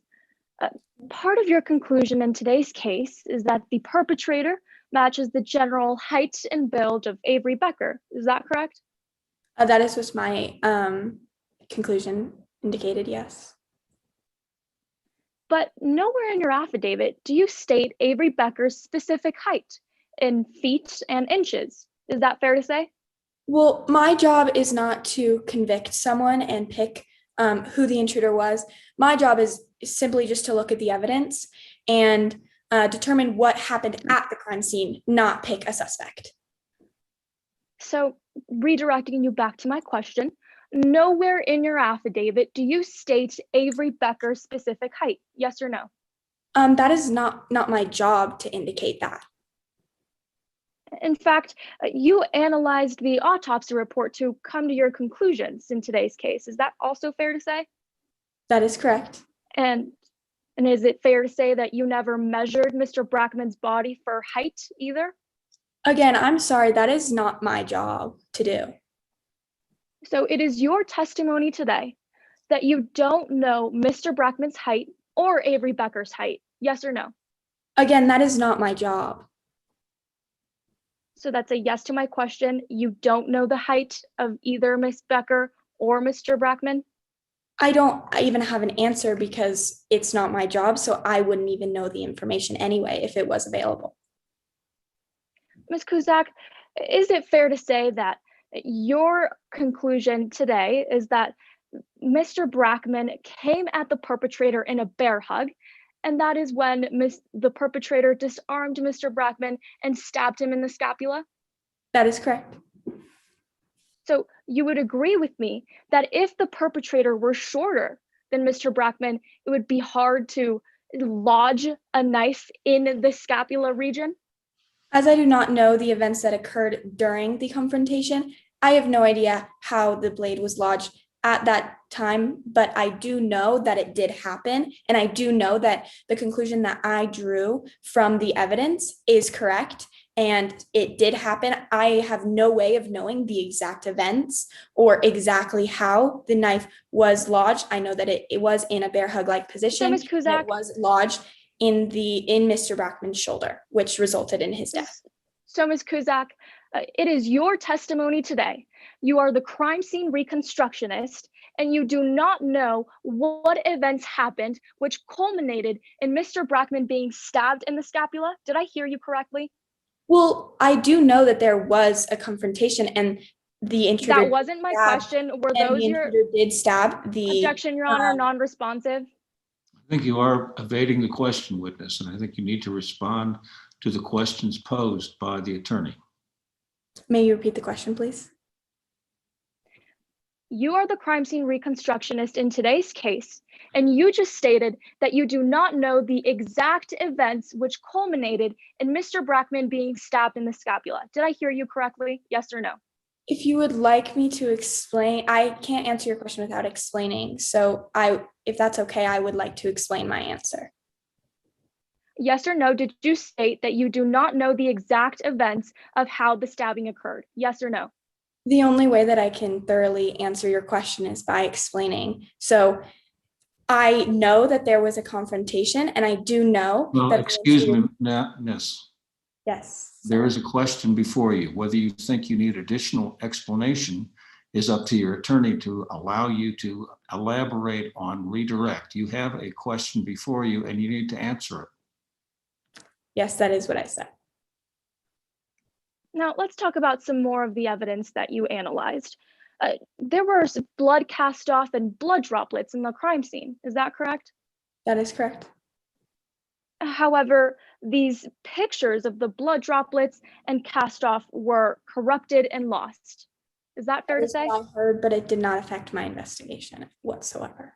Exactly. You were the only person who was able to see these photographs. Is that correct? That is correct. So you agree that Professor Van Owen can't analyze these photographs?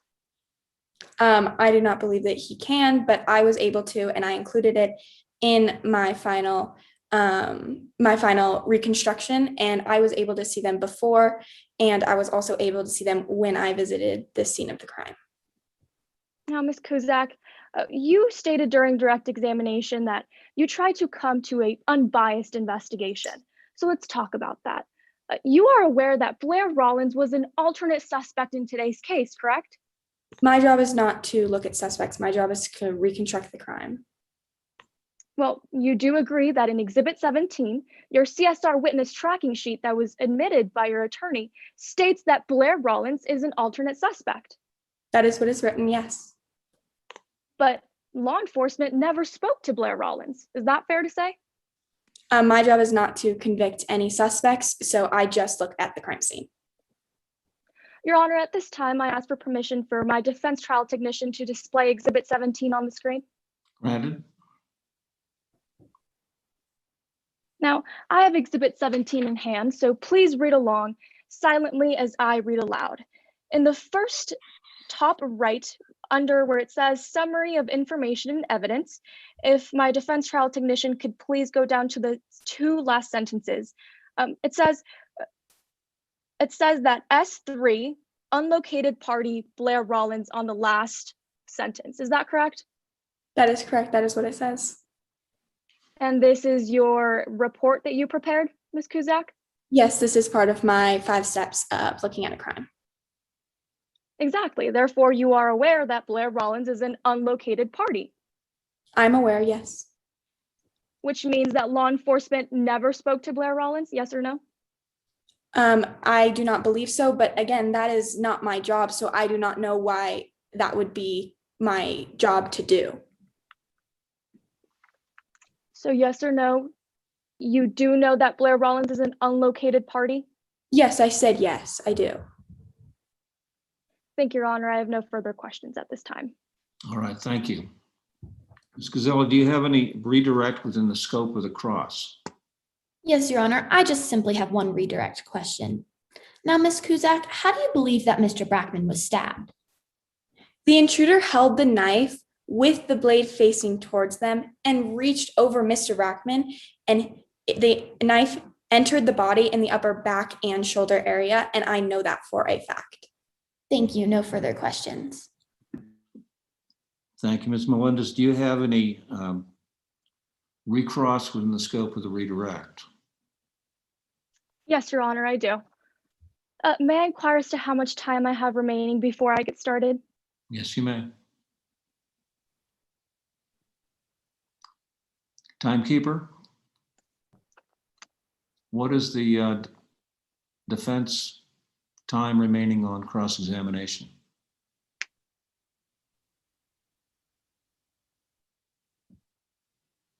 Have we lost a timekeeper? Nope, there we go. 2 minutes, 20 seconds. Your Honor, before I get started, may I have confirmation from my defense trial technician?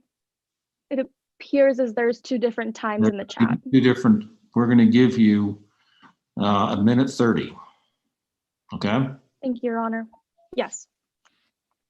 So, Ms. Kuzak, you just stated that the victim was stabbed in the scapula, correct? Yes, the upper back and shoulder area. However, nowhere in that statement do you say that height was an important factor. Well, I do know that the knife was stabbed at a downward angle in the upper back and shoulder area. So that has no relation to height. The intruder could have jumped, they could have been standing above. There is no way that I can know exactly how the knife was successfully lodged into Mr. Brackman's back, but I do know that it did happen, and I do know that what I decided on what the evidence indicated that happened in the crime scene indicated exactly that is what happened. All right, and just to be clear, you just stated that you don't know how the knife could have been lodged in Mr. Brackman's back, yes or no? I do know that it happened, and I do know that my conclusion said that it did happen. No one has any possible way of knowing how. Ms. Kuzak, I understand your conclusion. However, you just stated that height is not an important factor in your conclusion, yes or no? Honor. You have an objection? I'm sorry. Yes, Your Honor. The question that opposing counsel is asking about height is outside of the scope of the redirect. Your Honor, may I respond? Yes, you may. Your Honor, redirect was focused around how the bear hug or how the knife was lodged into Mr. Brackman's scapula, and Ms. Kuzak went on to say that she does not know how it was lodged in for sure. Therefore, if she does not know, it is fair recross to ask whether or not height was an important factor, as she has not stated it and cannot conclusively state how Mr. Brackman was stabbed in the scapula. Okay, apparently you have 12 seconds left. once we get back on the clock. So be aware of that. The redirect discussed the bear hug, and the recross is fairly encompassed with that as to how that could happen physically between two people. So I'm going to overrule the objection. Go ahead, Ms. Melendez. Yes or no, did you state that you don't know how Mr. Brackman was stabbed in the scapula moments ago? Height was important, and it is impossible to know the exact time by time events of what happened inside of the house. I can conduct what I believe might have happened, but it is impossible to know. So Ms. Kuzak, exactly height what. is an important factor. Height is an important factor, but you don't know Avery Becker's specific height. Did I hear you correctly? Height is an important factor. You are correct. Yes. All right, we're done. Thank you. Thank you, Your Honor. I have no further questions. Witnesses excused. Scoring panelists, would you please complete your sheets and let me know? Okay, Mia, thank you. Stephen, thank you. Nick, thank you. All right, thank you. Does the prosecution have any additional witnesses? No, Your Honor, we do not. And therefore, We rest our case, Your Honor. thank you. Defense, could you call your first witness, please? Yes, Your Honor. The defense calls Professor Blake Van Owen to the stand. And Your Honor, before I begin, I have two requests for the court at this time. Okay, first, Melendez, I'd like to remind the witness that she remains under the oath that she took at the beginning of these proceedings. Now, you're to Yes, Your continue. Yes, Your Honor. My first request is that as Professor Van Owen has been called by the defense, she has prepared an exhibit for today's case, Exhibit 21. And Exhibit 21 is limited for a demonstrative purpose, as we cannot have a real life knife in court today, and given the platform in which we are using today. Therefore, pursuant to Rule 4.7, we simply ask that during testimony, Professor Van Owen may be allowed to cut Exhibit 21 and alter this exhibit.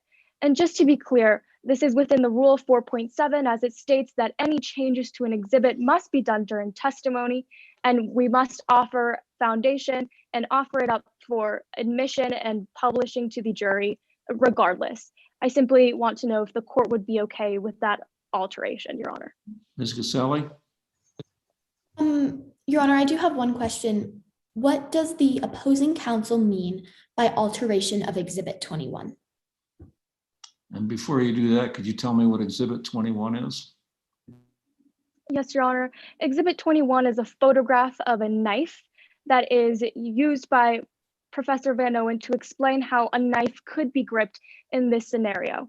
And Is this the photograph of the knife gripped by someone? Held in a... Yes, Your Honor. Okay. So what do you want to do to Yes, Your Honor. The alteration would be cutting out the knife simply so that the grip can be demonstrated to the jury through Professor Van Owen's testimony. All right, Ms. Gazzelli? Your Honor, under Rule 4.7, no illustrative aids or enlargements or reductions of the case material is not permitted. So I do object to that being allowed. It can Your be Honor, may I altered, respond? however. It can be altered, correct? So long as it's done before us? Your Honor, under Rule 4.7, it just says no illustrative aids or alteration of the case materials. Your Honor, may I respond? Yes, you may. Rule 4.7 outlines that no evidence that is not case material may be enlarged, zoomed into, or altered. Exhibit 21 is case material, as it has been labeled Exhibit 21. And further, Rule 7.4 states that during testimony, these changes can be made in case the court wants to review both of these rules on par. Well, I'm familiar with the rules, and I think you're correct. So the motion is granted, and the defendant. Have you already altered this, or we're going to take time while you cut it out? Professor? Your Honor, Professor Van Owen would cut it during her testimony. Okay. All right, so the motion's granted. Go ahead. And Your Honor, my second request is that pursuant to jury instruction 4, both the prosecution and defense have agreed that Exhibit 22 is an accurate portrayal of Jonathan Rollins' court hearing where he threatens harm on Mr. Brackman. I had to change to my phone tonight. Your Honor, as I was saying, Exhibit 22 is an accurate portrayal of Jonathan Rollins threatening harm on Mr. Brackman, and therefore I move to admit this exhibit into evidence. Ms. Caselli? Your Honor, while I do agree with the authenticity of this exhibit, I do object to the admission of this evidence. So I would like if this evidence would be admitted in the case of trial where I can object to it. Okay, what's the ground for objecting to it? I would object under the grounds of hearsay and relevance, Your Honor, as well as lack of foundation as there has been no testimony about this exhibit. Okay, Ms. Melendez, Your Honor, may I respond? No, you may not. We have an authenticity stipulation. There apparently is going to be a couple of objections when we get to it, so we're going to deal with those objections in context when we get to it, all right? Yes, Your Honor. All right, proceed, please. Please introduce yourself to the jury. Good morning. I'm Professor Blake Van Owen. I'm also a private investigator. Professor Van Owen, how are you involved in today's case? I'm here to discuss the investigation into the death of Mackenzie Brackman, specifically Avery Becker, the defendant's alibi, an alternate suspect, and the awful investigation that led to overlooking those two crucial aspects of the case. Can you tell the jury a little bit about your qualifications to conduct an investigation of this nature? Of course. I earned my master's degree in criminal justice from Ashford University. I started my career as a police officer with the Aurora Police Department. Since then, I've worked as a private investigator, and for 5 years now, I've lectured on police practices and social justice at the University of Colorado, Denver. Have you ever testified as an expert before? I have. I've testified as an expert in the U.S. District Courts of Colorado, Kansas, and Arizona, and the U.S. State Courts of Colorado, Nebraska, New Mexico, and Wyoming. What areas of expertise have you been qualified under? I've been qualified under many areas of expertise, but in particular, the ones that most closely pertain to this case. I've been qualified under crime scene reconstruction, cell tower analysis, forensic evidence techniques, and general police investigation tactics. Your Honor, at this time, I ask that the court tender Professor Blake Van Owen as an expert in general police investigation with an emphasis in cell tower analysis, forensic evidence, and crime scene reconstruction. Does the prosecution have an objection? Yes, Your Honor, we object to the grounds of qualification as Ms. Van Owen as Ms. Van Owen as a crime scene reconstructionist, not to crime scene analysis, general police and practices, I believe it was, or with an emphasis on cell tower analysis. Permission to here. I'm not sure I'm getting the distinction, but Ms. Melendez, can you help me out here? Yes, Your Honor. We did not move to admit Professor Van Owen with an emphasis in crime scene analysis, but crime scene reconstruction, as she has been tendered an expert and recognized as an expert in state courts under this field previously, as she just testified to. And as she has a degree in criminology, this is still within the field of her scope, Your Honor. Scope of her field, excuse me. Ms. Caselli, what exactly is your objection? I'm objecting to this witness being tendered as an expert in the field of crime scene reconstruction and would like to perform a voir dire. I have no objections for the other fields of expertise. Okay, if you'd like to have some voir dire, I think that would be fine. Go ahead. Thank you. You are not a certified crime scene reconstructionist, correct? No, I'm not. You have never done crime scene reconstruction as an occupation, correct? I've worked as a police officer, a private investigator, and have a master's degree in criminal justice. But you have never worked as a crime scene reconstruction investigator on a case, correct? not solely as a crime scene reconstructionist, but as I said, I have testified in crime scene reconstruction before. You have no degree in crime scene reconstruction, I have a master's degree in criminal justice. but that is not a degree in crime scene reconstruction. That's correct. You have no formal training in crime scene reconstruction.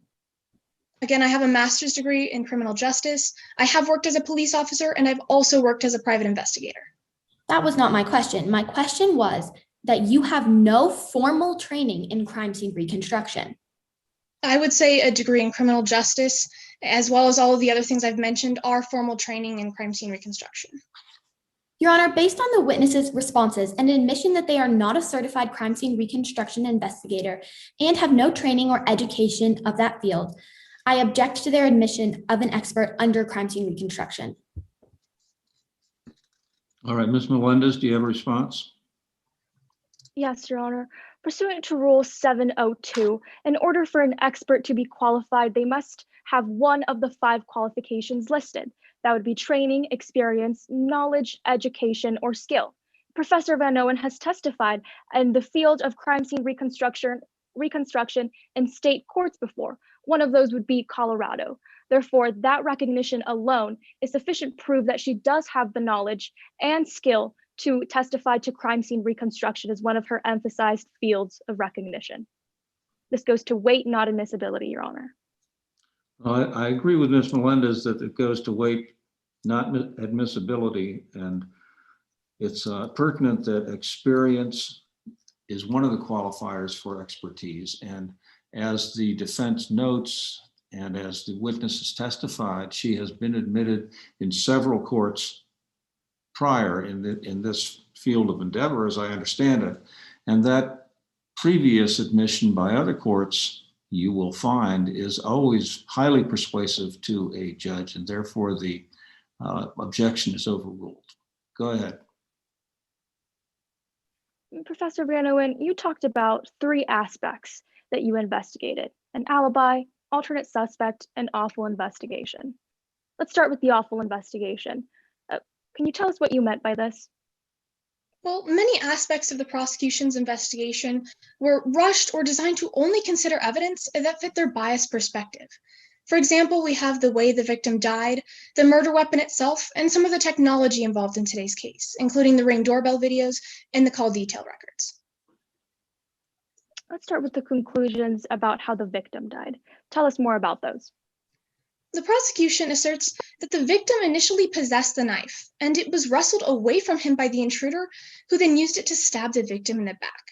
Now, this rests on a few large assumptions. Assumptions about the scuff marks by the back door that you saw earlier, assumptions about the broken plate, supposedly overturned chair, and the murder weapon or the knife itself. Now, can you elaborate some more on these assumptions? Of course. Now I'll start with the scuff marks, which you saw earlier. And the problem with these is they can't be carbon dated. So they could have come from the crime, as the prosecution promptly assumed, but it's more likely that they came from a week before, a year before, or possibly even before Mr. Brackman even owned the residence. There's simply no way to know. Now, as for the broken plate and supposedly overturned chair, these are consistent with a number of different plausible scenarios. Based on that, did you find any other concerns with the evidence found at the crime scene? I did.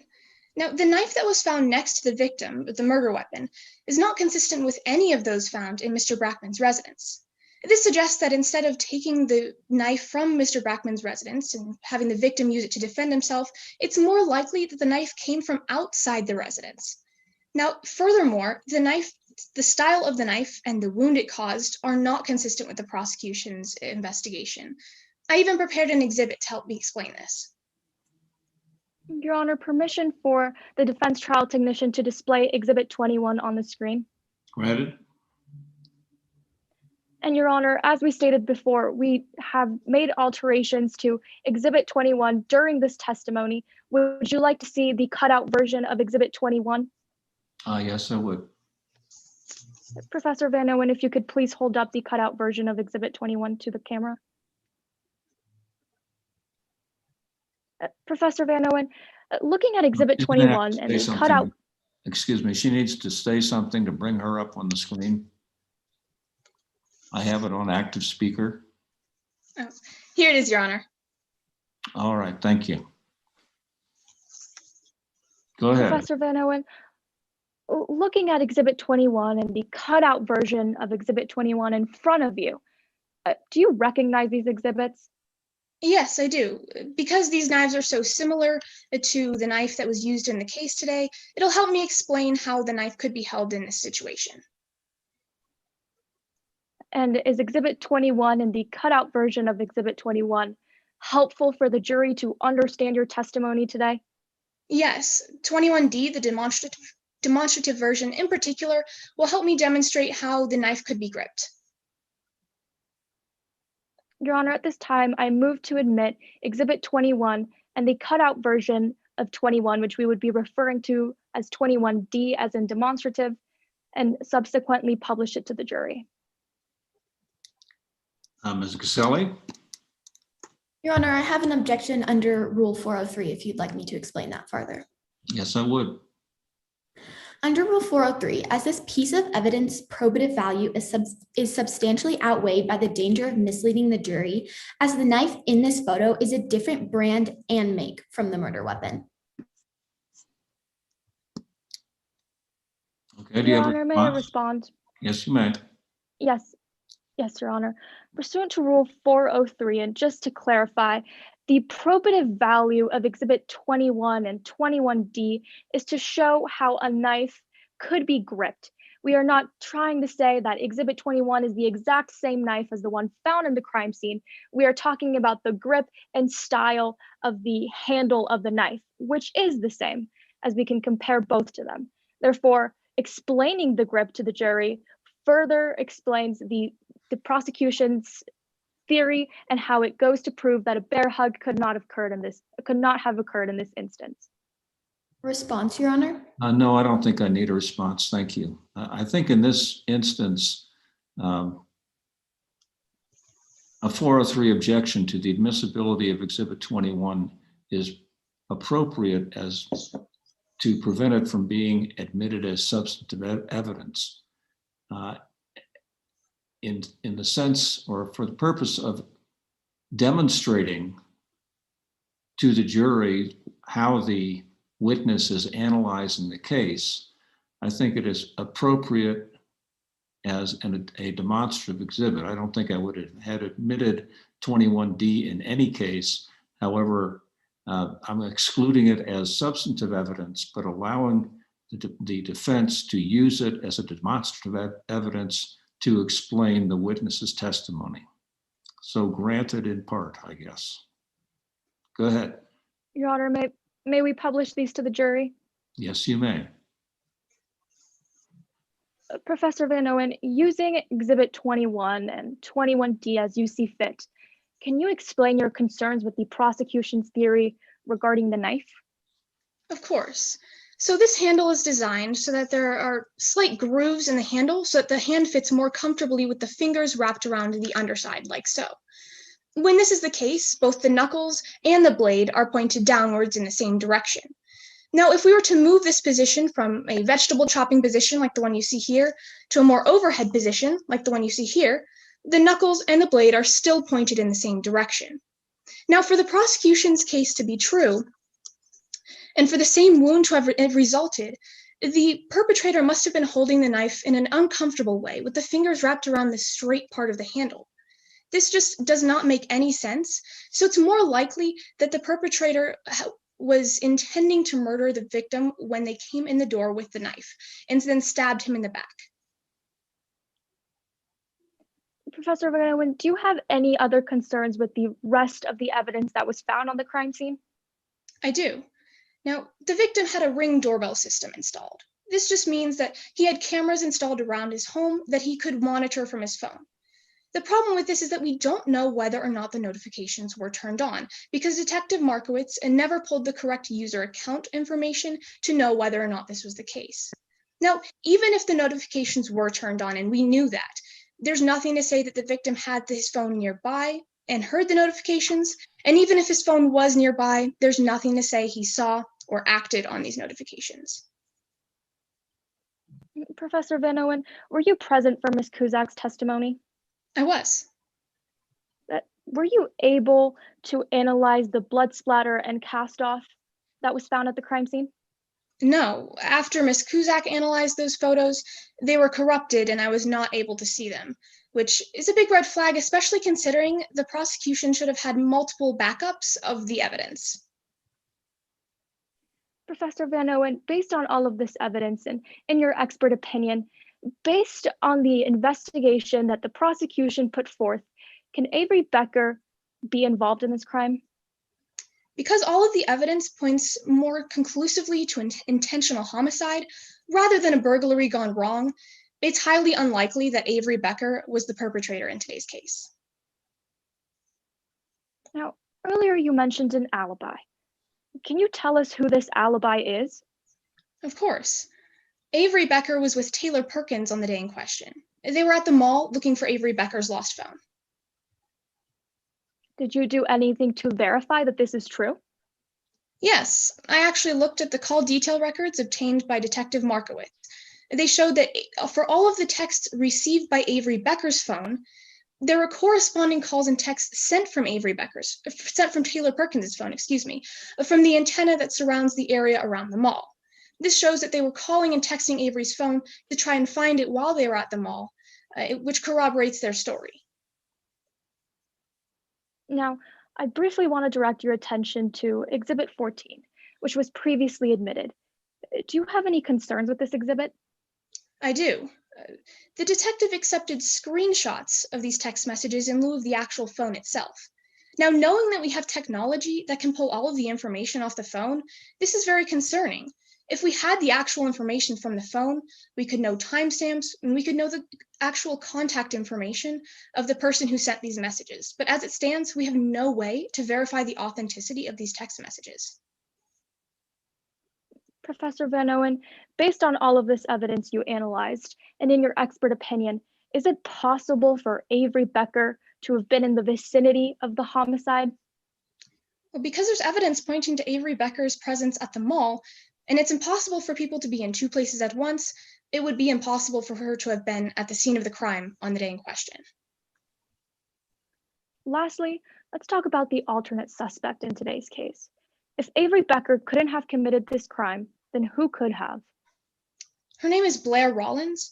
She's a student at CHS with Avery Becker, Taylor Perkins, and Alex Cifuentes.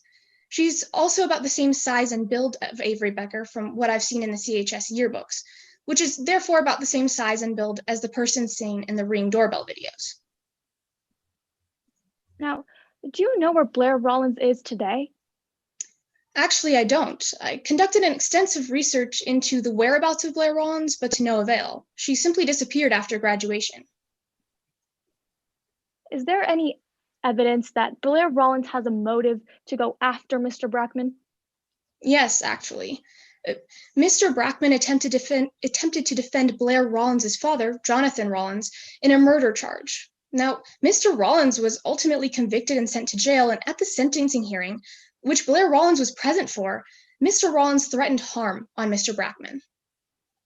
Objection, speculation. Your Honor, at this time. There's an objection as to speculation. Yes, objection as to speculation as that Blair Rollins was at her father's hearing, as there has not been adequate foundation laid as to prove why this witness knows that. Ms. Melendez, you have a response? Yes, Your Honor. Pursuant to rules, yes, Your Honor, this is rashly based on the witness's observations and perceptions pursuant to Rule 701, as Professor Van Owen just stated that she conducted extensive research on the backgrounds of Blair Rollins, and she just also stated that part of that research was listening to the trial hearing. Therefore, she does have sufficient knowledge to testify to this issue. This goes to weight, not admissibility, Your Honor. The witness has been admitted as an expert under 702, not 701. How does that affect your analysis? Your Honor, pursuant to Rule 703 as well, Professor Van Owen can rely on evidence such as the court hearing, which would be Exhibit 22, in order to formulate her conclusions pursuant to Rule 703, Your Honor. And how does that information support her or provide foundation to her testimony that Mr. Rollins or Ms. Rollins was present in the courtroom? Your Honor, as Professor Van Owen stated, she conducted extensive research into the background of Blair Rollins, and therefore she looked into the court hearing and transcript, which stated that all of this was true, Your Honor. Therefore, she can reliably rely on this information to formulate her conclusions pursuant to Rule 703. Ms. Gazzelli? Your Honor, the witness has yet to state that they reviewed the trial where Blair Rollins' father was convicted. The opposing counsel lawyer, yes, might have said it, but the witness has failed to say that and testify as to that's how they know their information. And if she testified to having reviewed that trial transcript, would your objection be satisfied? Yes, Your Honor. All right. Ms. Melendez, can you lay that foundation? Of course, Your Honor. Professor Van Owen, how do you know that Blair Rollins was present at her father's trial? I actually listened to recordings of the trial and the sentencing hearing, and Blair Rollins spoke on behalf of her father at the sentencing hearing. Therefore, it's most likely that she was still there at the time that her father made the statement. Your Honor, at this time, I move to admit Exhibit 22 into evidence and subsequently publish it to the jury. Ms. Gazzelli, do you have an objection to admitting 22? Yes, Your Honor, I have two objections. I object on the grounds of relevance, as this has nothing to do with the alternate suspect, Blair Rollins, rather her father, Jonathan Rollins, and I object on the grounds of hearsay.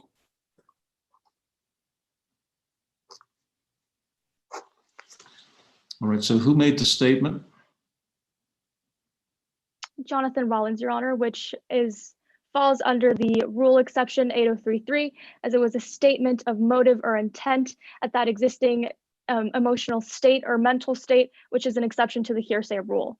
And further, this goes to prove the defense theory, as the defense theory is that Blair Rollins is the alternate suspect in today's case, and Mr. Brackman failing to get her father off a murder charge is motive for Blair Rollins to go after Mr. Brackman. All that. The nature of the objection, as I understand it, and maybe I'm wrong, Ms. Gazzelli, but I understood you'd be saying that the voice on the tape is not Blair Rollins, but his father or her father. Yes, it is Jonathan Rollins, Blair Rollins' father, not Blair Rollins' voice.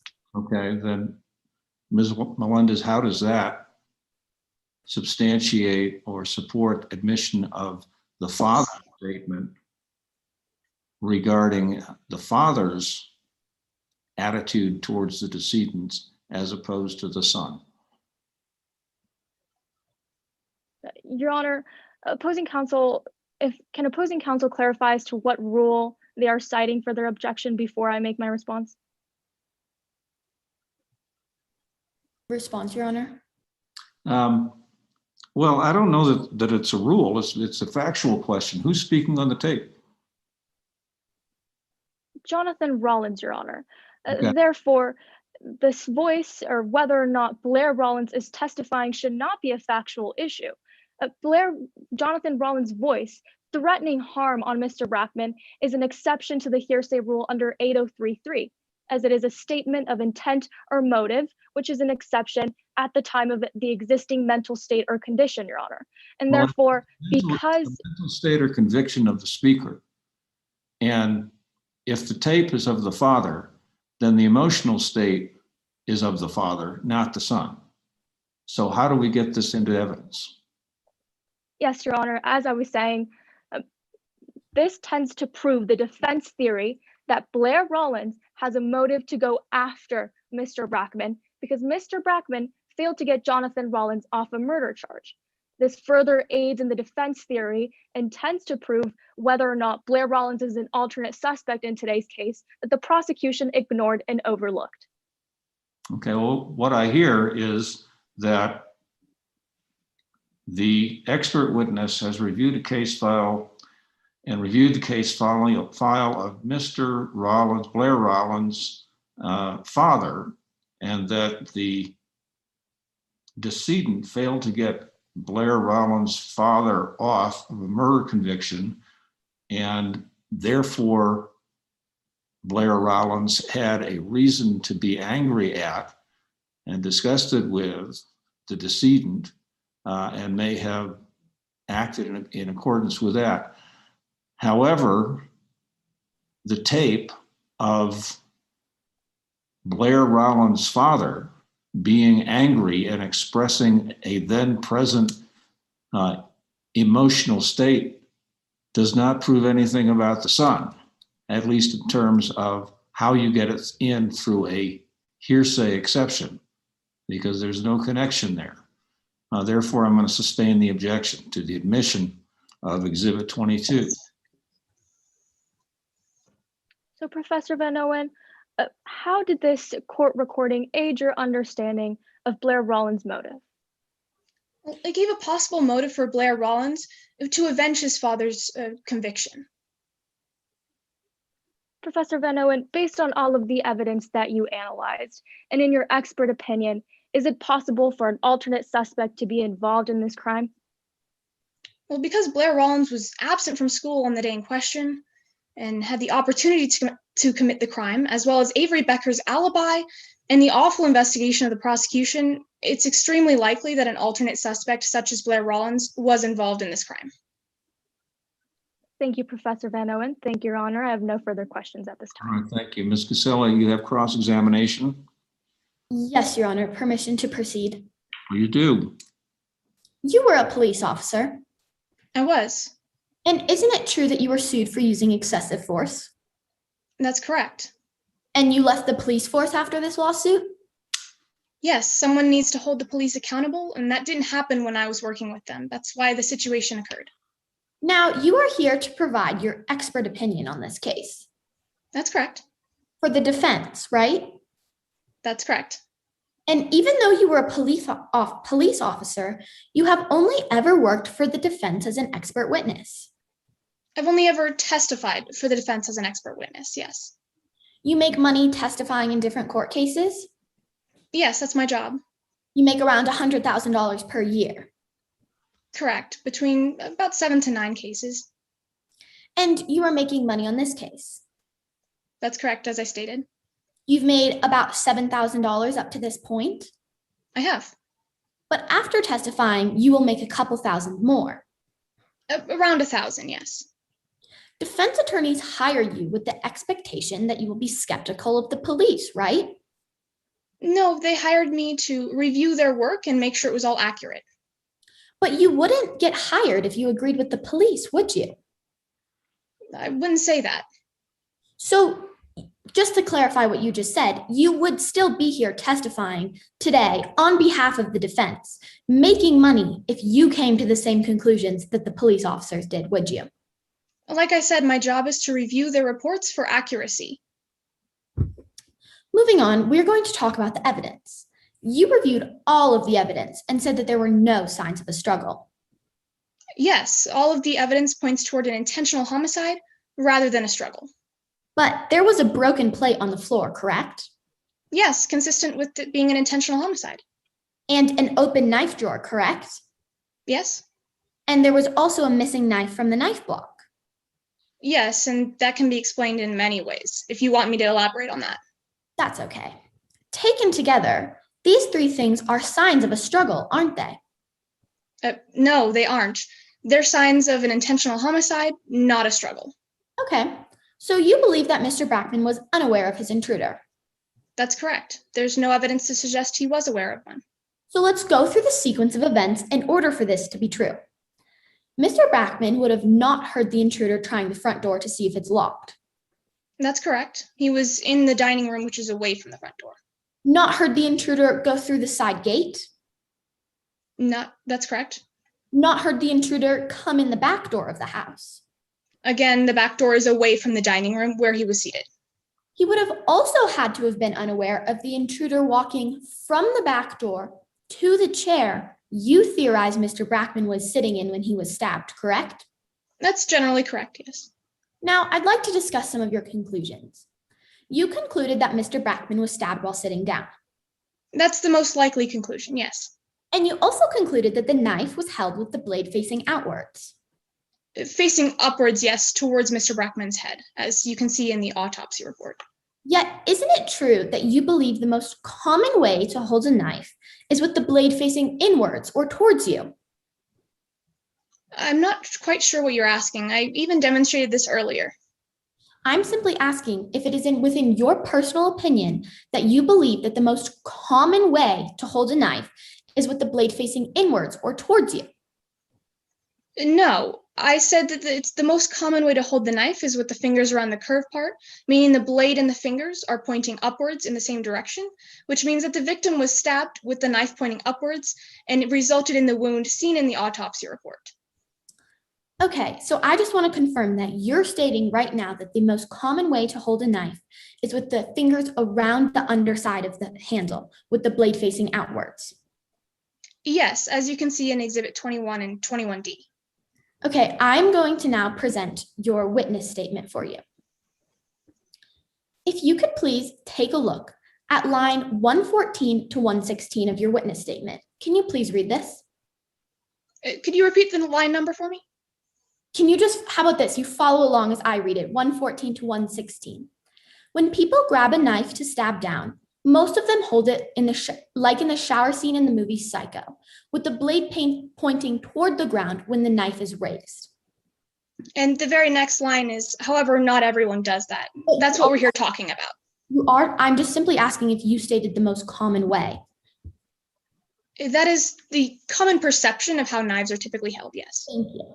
You concluded that the intruder was small, correct? Yes. Yet the Ring doorbells have no objective dimensions. Using the videos to compare it to the photos of Mr. Brackman, you can see that the intruder is generally smaller than the victim. There were no measurements comparing the height of Brackman to the intruder on the Ring videos, were there? No measurements, however, the prosecution itself mentioned the measurements. You concluded that Mr. Brackman did not notice the intruder, correct? That's generally correct, yes. Again, this was something you assumed. There was no concrete proof to determine that Mr. Brackman was unaware of the intruder, correct?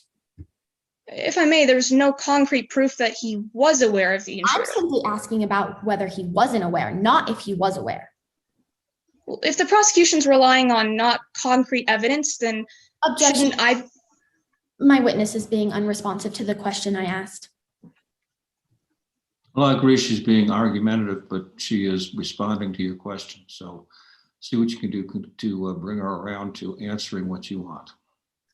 I will restate my question for you. In a yes or no format, isn't it true that there was no concrete proof to determine that Mr. Brackman was unaware of the intruder? No concrete proof. It's most likely. You concluded that the knife was brought by the intruder, correct? Again, it's most likely that that's what occurred, yes. And you inferred this because the knife was a different brand? Generally, yes, among other reasons. You are familiar with the Ring videos, correct? I am. Your Honor, permission for my co-counsel to share Exhibit 12 with just the opposing counsel and the witness, not the jury? It'll be deemed to do so, yes.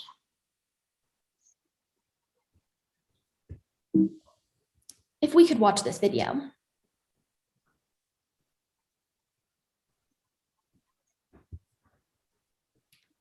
Thank you, co-counsel.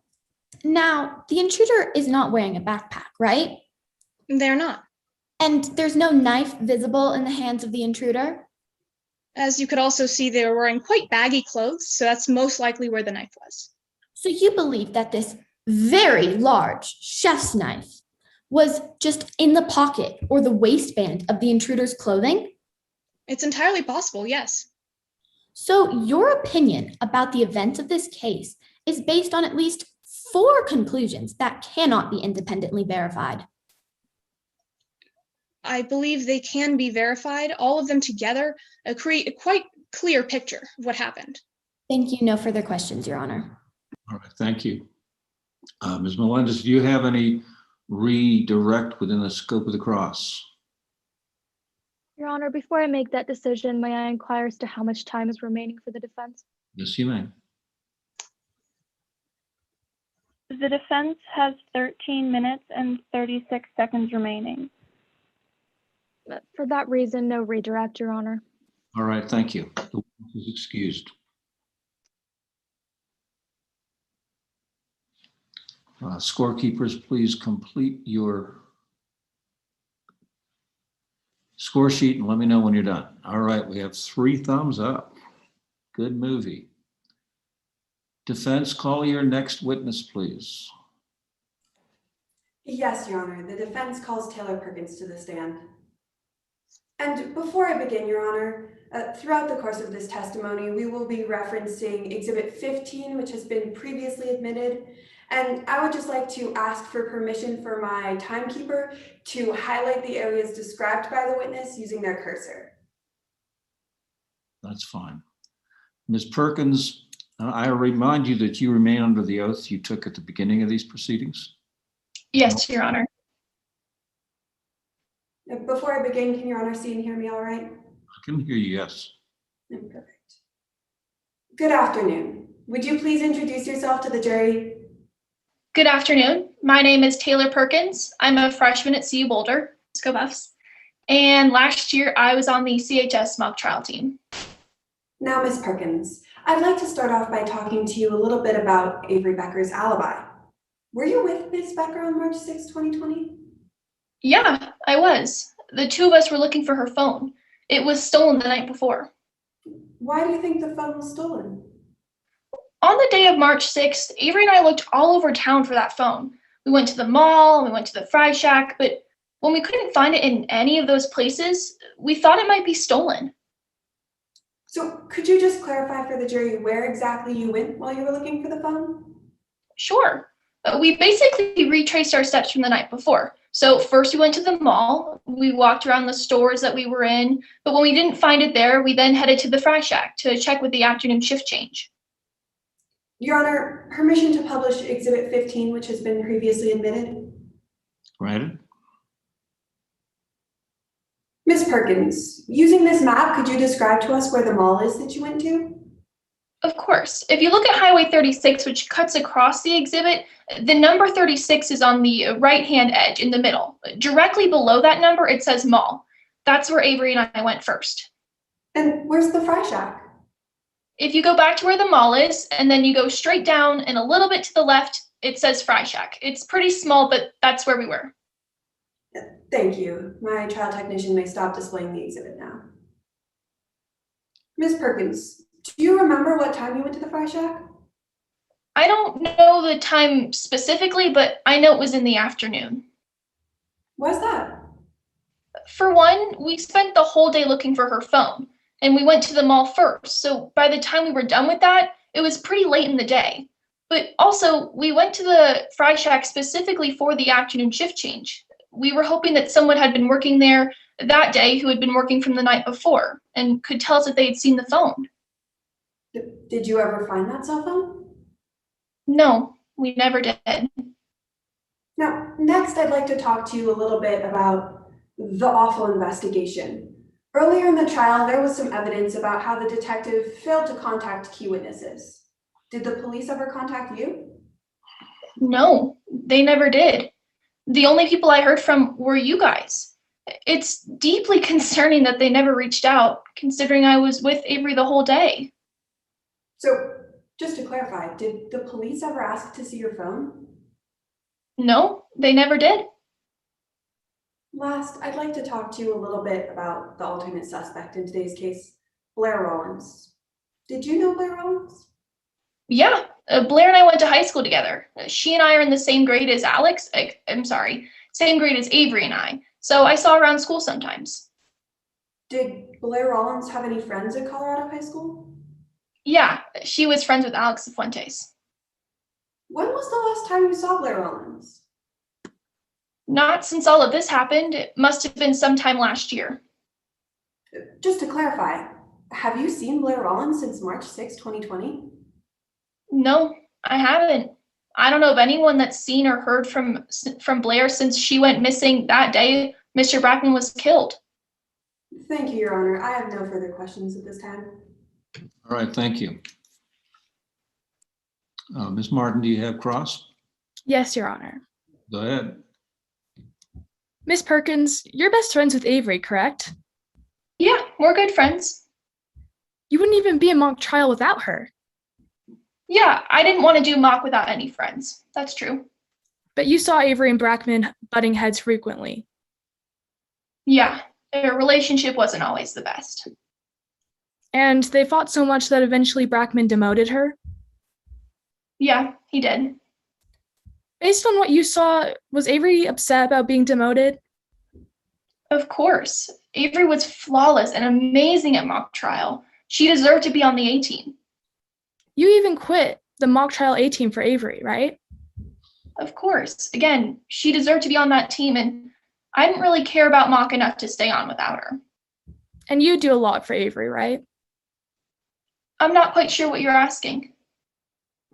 Being Avery's your best friend, you would quit the A team for her, correct?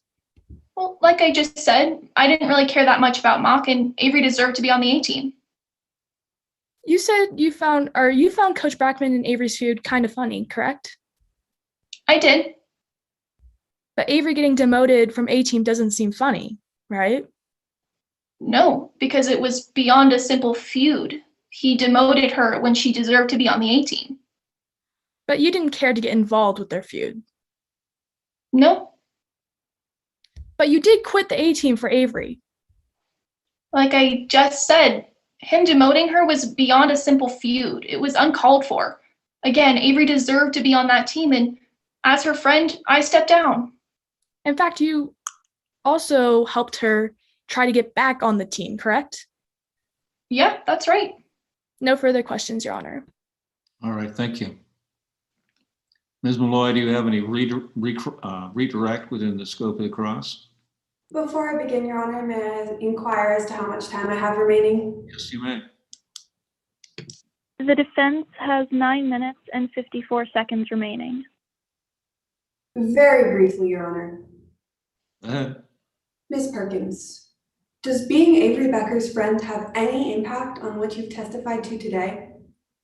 No. Avery and I are friends, no doubt, but that doesn't impact anything I've said today. I'm simply here telling you that I was with Avery on the day in question. I don't know how many times I have to say it. Thank you, Your Honor. I have no further questions at this time. All right, thank you. Ms. Martin, do you have any recross within the scope of the redirect? No, Your Honor. And the witness is excused. Thank you. Would the scoring panelists please complete their score sheet and let me know? 1, 2, 3. All right, very good. Does the defense have another witness? Yes, Your Honor. The defense calls Avery Becker to the stand. All right, thank you. Ms. Becker, I remind you, you remain under the oath that you took at the beginning of these proceedings. Yes, Your Honor. Now, before I begin, can you hear and see me all right, Your Honor? Yes, I can. Good afternoon. Would you please introduce yourself to the jury? Hi, my name is Avery Becker, and, well, I should be a freshman in college this year, but I've had to put my life on hold for something I didn't do. I just want to look y'all in the eyes and tell you the truth. Have you been present for the testimony from all the witnesses today, Ms. Becker? Yes, ma'am, I have. Did you kill Mr. Brackman? No. Mr. Brackman was my mock trial coach, and I never could have done anything to hurt him. And despite what Alex said earlier, I didn't hate him. Well, let's talk a little bit about the investigation of the prosecution. Based on your perceptions and observations, how would you describe the investigation into what happened to Mr. Brackman? Awful. There was so much more they could have done that would have shown them I'm innocent. Now, earlier we heard that Taylor Perkins was never interviewed by the police. Do you know of any of your friends who were? No, not that I know of. Were your parents ever interviewed by the police? Not that I know of. Well, did the police ever search your house for evidence? No, but I wish they would have. Detective Markowitz could have seen I didn't have my phone or anything else related to this crime. Now, earlier we heard that the murderer was caught on camera by Mr. Brackman's Ring doorbell. Ms. Becker, is that you in the video? No, I was at the mall all day with Taylor, and it's not like I can be in two places at once, but it easily could have been Blair Rawlings. Have you ever been to Mr. Brackman's house? No, I don't even know where he lived. Let's discuss the prosecution's evidence that they presented against you. Did you send the text to Alex Cifuentes like the prosecution claims? No, I never even seen those texts before you showed them to me. Your Honor, at this time, may my trial technician have permission to display the Exhibit 14, which has previously been admitted to the jury? Yes.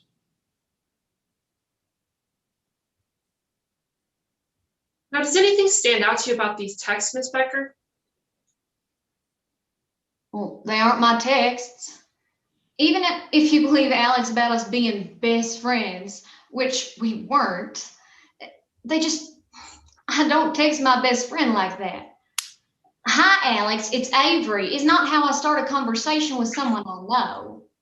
Plus, they just don't make any sense. What do you mean by that? Well, I don't see no timestamps or dates or nothing, so this all has to be one conversation. And how on earth can someone go from trying to get back on a team to threatening to trash the house of the coach of that same team in a split second? Doesn't make any sense. Is it possible that these texts came from your phone? Not from me. Not while I had it. There's just no way. Thank you. The exhibit is no longer needed. Oh, earlier you mentioned that the person threatens to trash Mr. Brackman's house.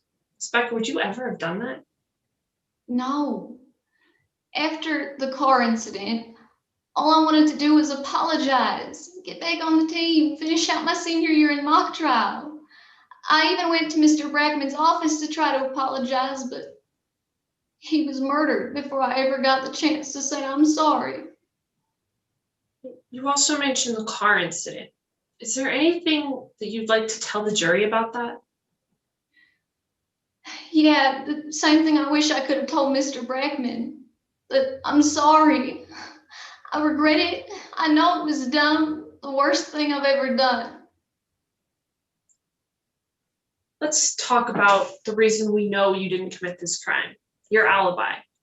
Do you remember what you were doing on March 6th of 2020? Of course.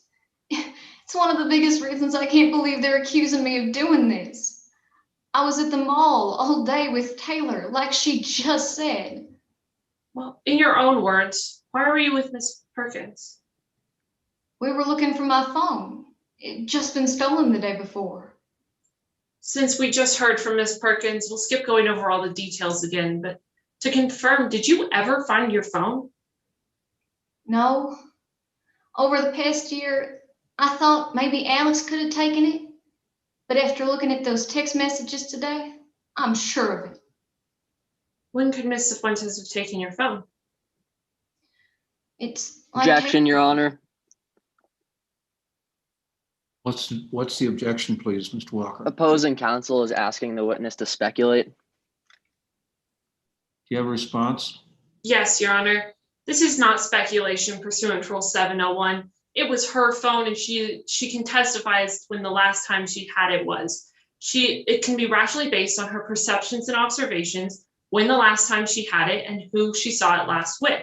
Therefore, she can testify as to when Alex Cifuentes could have taken it. All right, Mr. Walker. I stand by my objection, Your Honor, but the witness is making an assumption about when somebody took their phone, which is completely speculative given that there's no actual time or date when this event happened. Well, I think what the question is, and since I've heard this case several times, I know where it's going, that she's going to testify that she and Ms. Cifuentes were in the same location at the same time. Therefore, it's based on perception, not speculation. So the objection is overruled.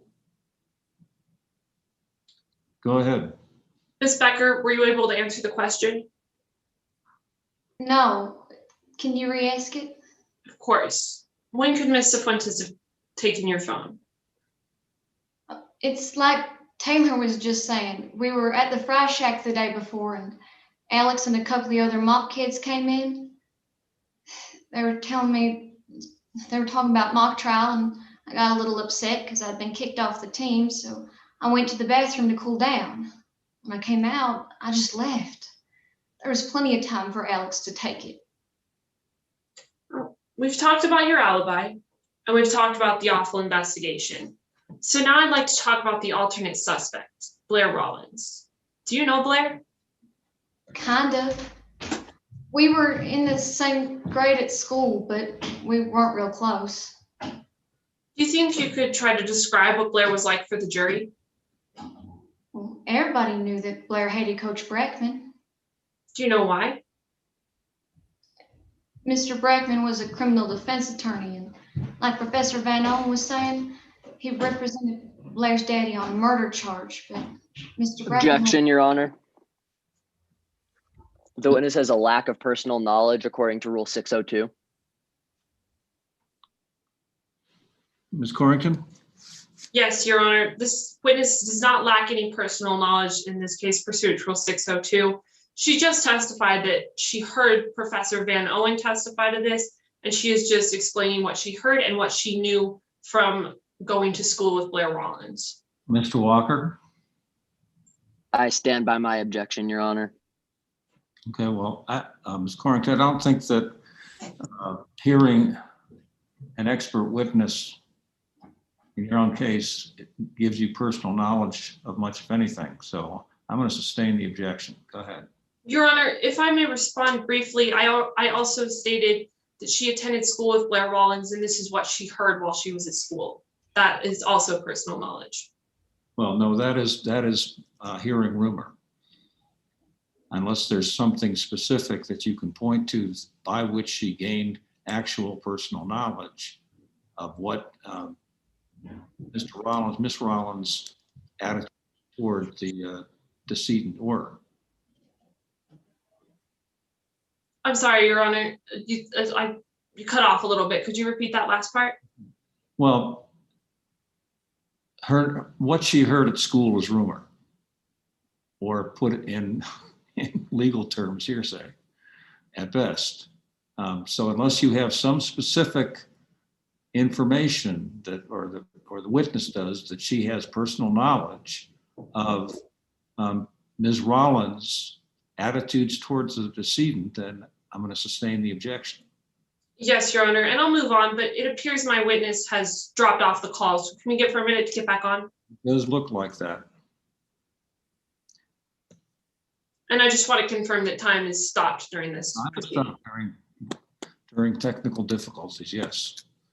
We're having the longest mock trial session in the history of the world.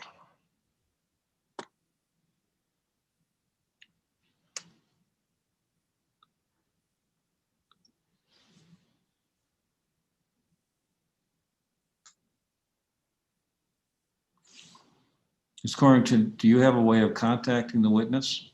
Yes, she's in the next room. I can go check on her if that's permissible. Would you please do that? Yes.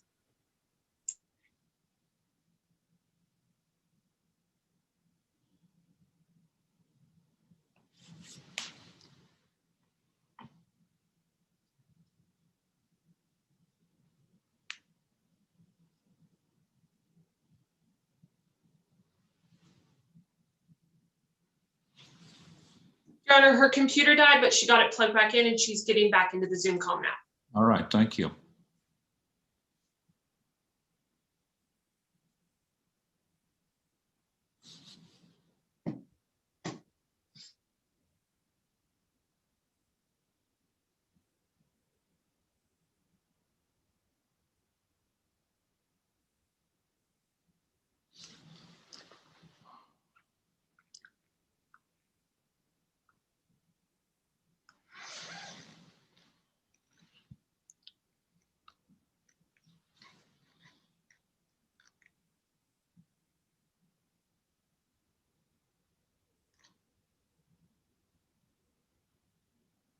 There she is, Ms. Becker. Can you hear us?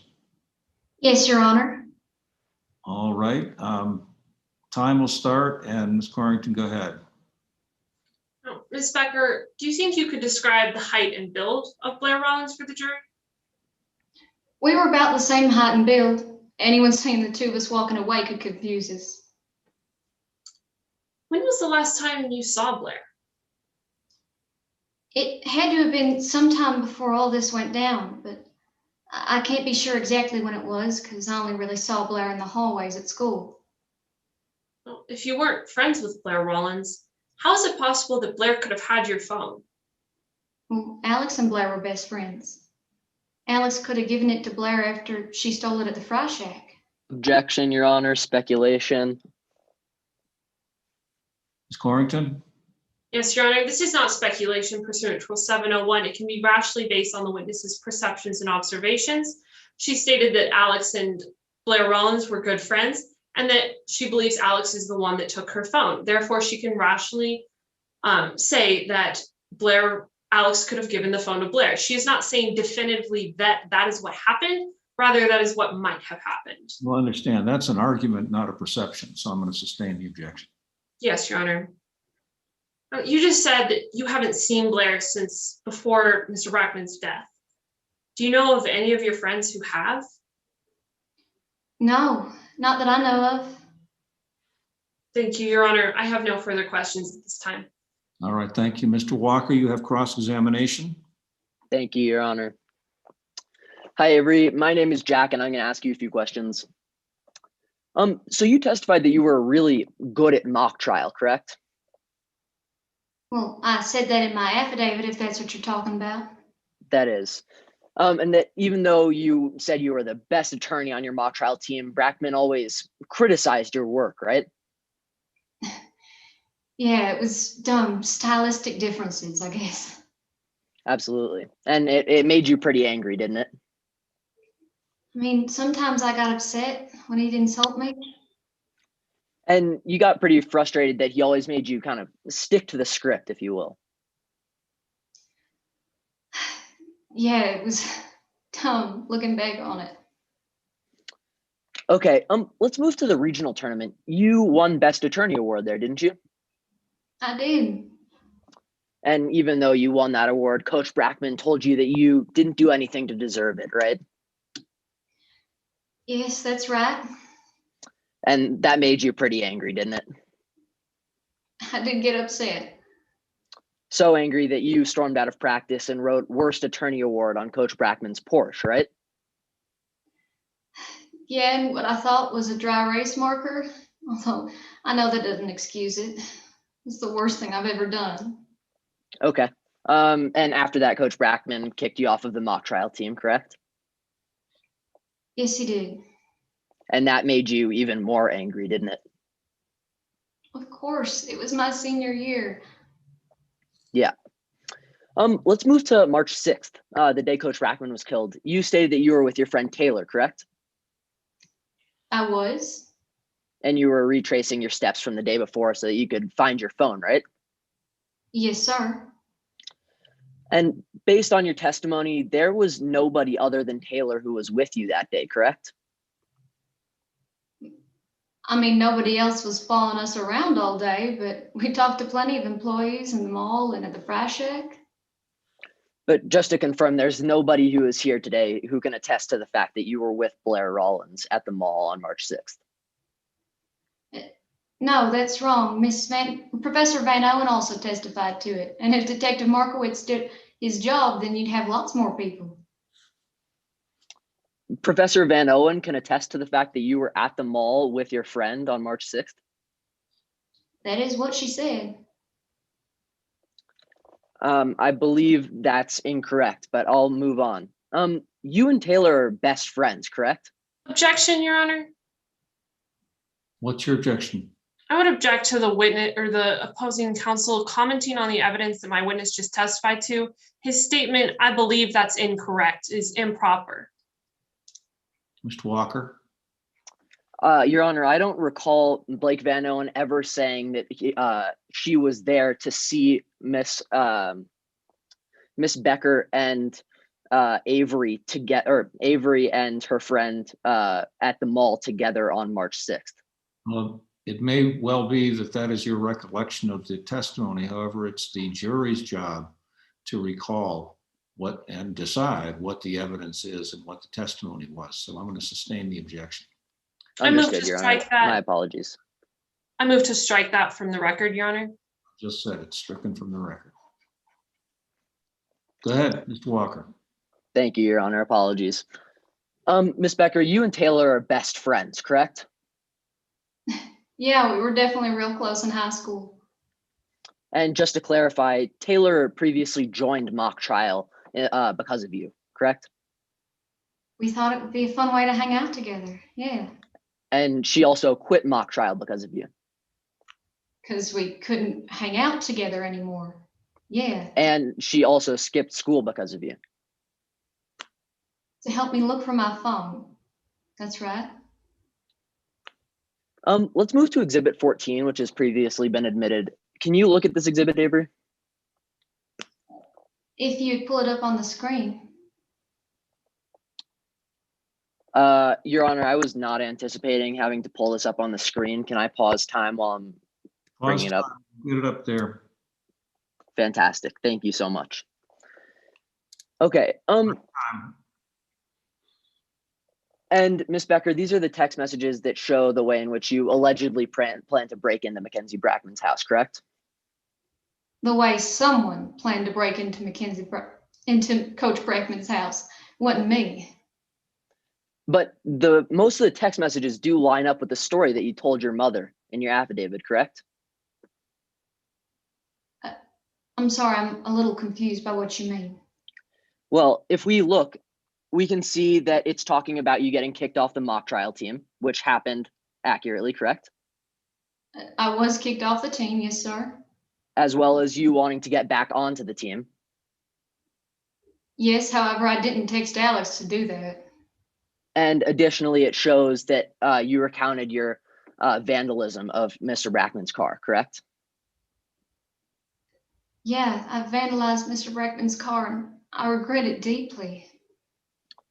Okay. And you stated in your direct exam that you couldn't have sent these messages because you lost your phone, correct? Yes, sir. But Exhibit 14 doesn't show a time or date when those messages were sent, does it? No, they don't, but I know for sure that I didn't send these messages. Okay, but even if you did somehow lose your phone on March 6th, Coach Brackman, when Coach Brackman was killed, you could have still sent those messages on March 5th or a previous date when you did have your phone. Is that correct? No, sir, because I never would have texted Alex for help to get back on the team. That's not my question, Ms. Becker. I'm merely asking whether it is a possibility that you sent these text messages before you lost your phone. I had my phone at that time, although it's not a possibility that I sent those texts. Fantastic. Finally, Avery, you said in your witness statement that you're really good at spinning a yard, right? In mock trial, I was good at closings, yeah. And so there's really no way for us to know that you're not using your persuasive skills Objection, and Your Honor. experience. What's your objection? This is improper character evidence. The opposing counsel is alleging that because Ms. Becker was good at mock trial, which is fictional, then she would be lying to the jury today. That is improper pursuant to Rule 404A and 404B and is substantially more prejudicial than probative. There is no probative value to this line of questioning because mock trial is a fictional setting and the witnesses are essentially actors.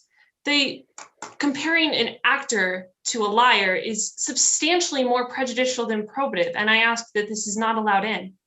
Well, I think that Plato and Aristotle would disagree with you that comparing an actor and a liar is not the same thing. Be that as it may, Mr. Walker, would you please respond? Yes, Your Honor. Under 608A, it allows me to ask a question regarding the truthfulness or untruthfulness of the accused. May I respond to that, Your Honor? Yes, you may. Like I said, the mock trial is a fictional setting, and if Ms. Becker was a witness or an attorney, she wasn't really being a witness or an attorney. It was a fictional setting, and she was not lying to anyone. She was doing her role, which is not lying. Well, I think the problem with this objection is the same problem that we had earlier, that's an argument. And the question is whether she has stated whether she's good at spinning a yarn. That's not character. That's Your whether. Honor, I'm objecting. I'm sorry to interrupt you, but I just want to clarify that I'm objecting to his next question about we can't know for sure if you're telling the truth. That's what I'm objecting to. Well, your objection stated that you were objecting on the basis of character. Yes, Your Honor. Character evidence. And I'm explaining to you that question as to whether she said that she is good at spinning a yarn is not character evidence. And it is always appropriate for someone to cross-examine a witness to determine whether she has any biases, any proclivities for, or not proclivities, but whether she has any reason, whether there are reasons for a juror, a fact finder, to suspect whether or to determine that she is not telling the truth. I think that a witness's own statement that she is good at telling a yarn is something that is pertinent to the jury's evaluation of the witness's credibility. Doesn't say that they're going to find that she, just because she has an actor and that she's not telling the truth. And certainly people like you have the opportunity to argue to the jury in closing that there's a distinction that they have to make between fiction and truth, but the question is proper. I'll overrule the objection. Thank you, Your Honor. I have no further questions. All right. Now, is there any redirect within the scope of the cross? Yes, Your Honor, but first, may I have a moment to rearrange my virtual courtroom? Yes, you may. Time stops.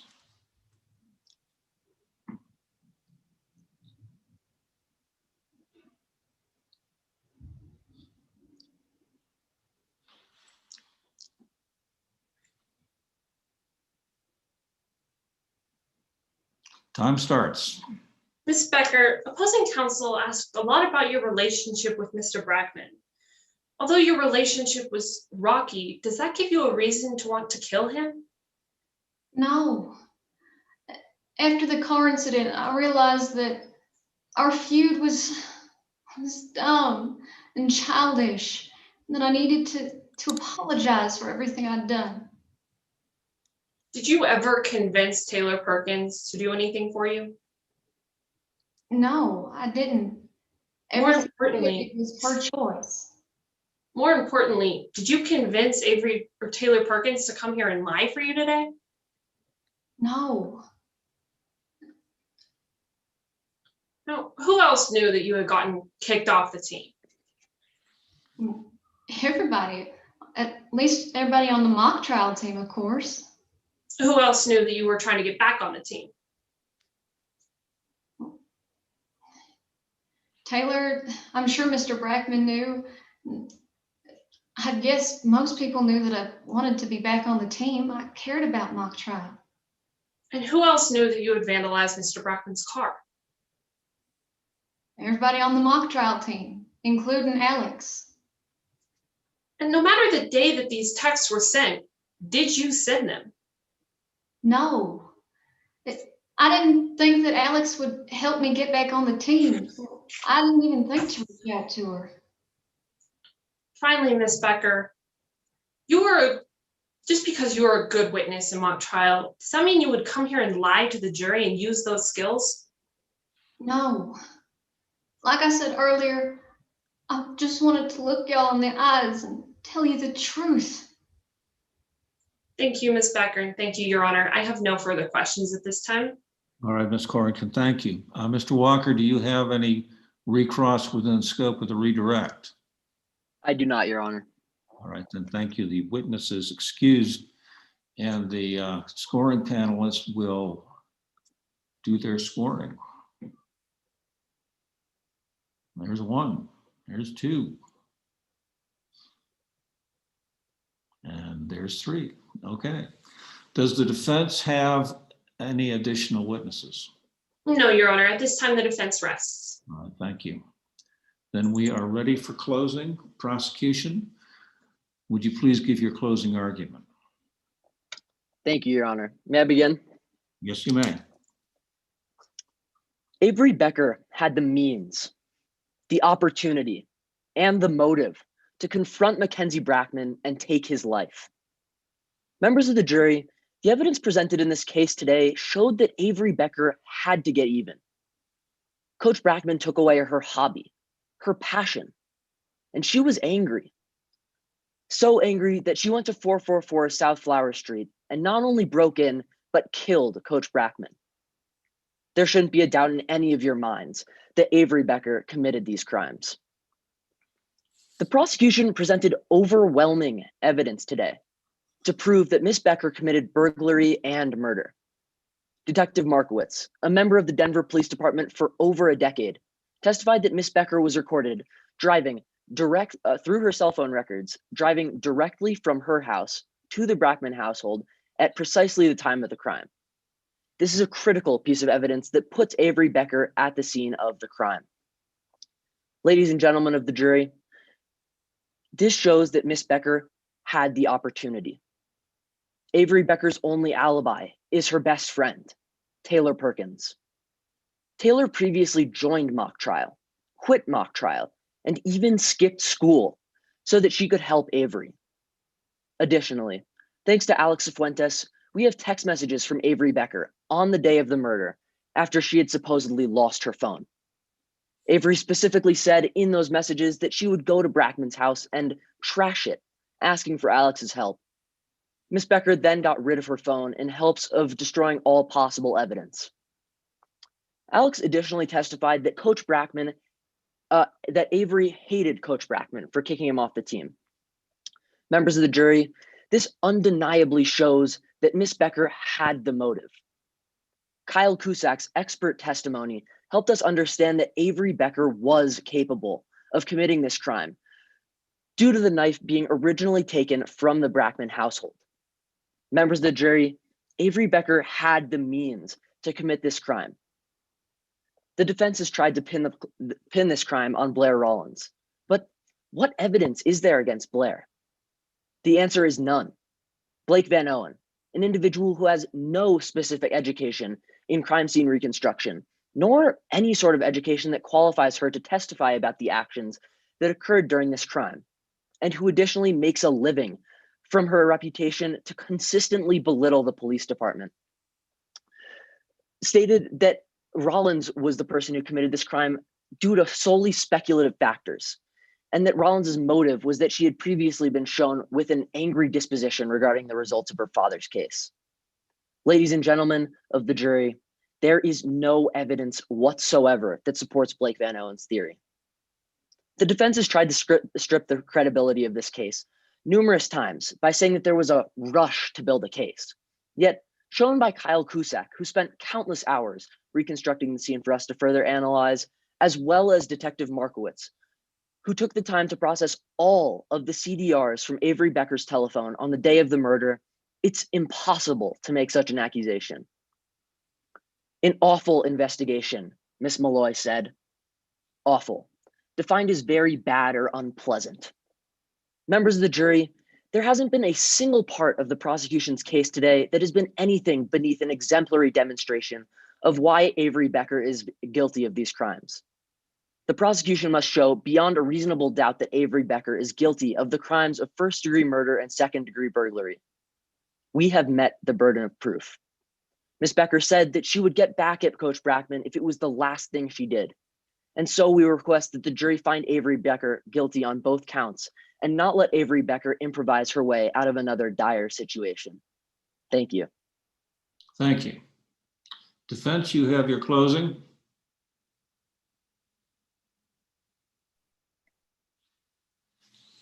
Yes, Your Honor. But before I do that, because I'm not allowed to object during closing argument, I would like to object to the statement that Avery Becker stated to her mother that she would get back at Brackman if that was the last thing she did. Those are facts, not in evidence, as they have not been presented throughout the course of this trial and have been admitted in closing argument, Your Honor. All right, the objection is noted. Go ahead. Your Honor, and before I begin, I have a request for the court.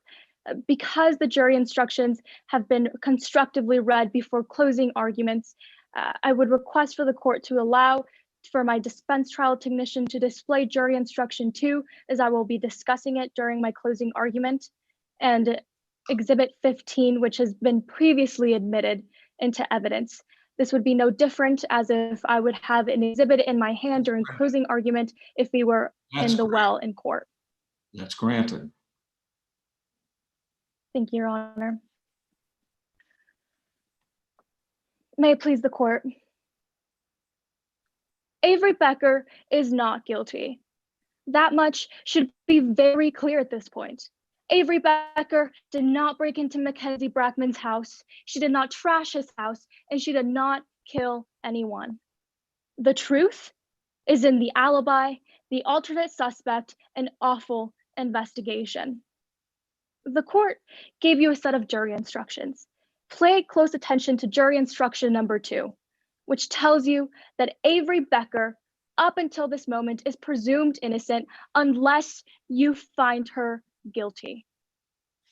These jury instructions tell you that the prosecution must prove each and every single element of their accusations and charges beyond a reasonable doubt.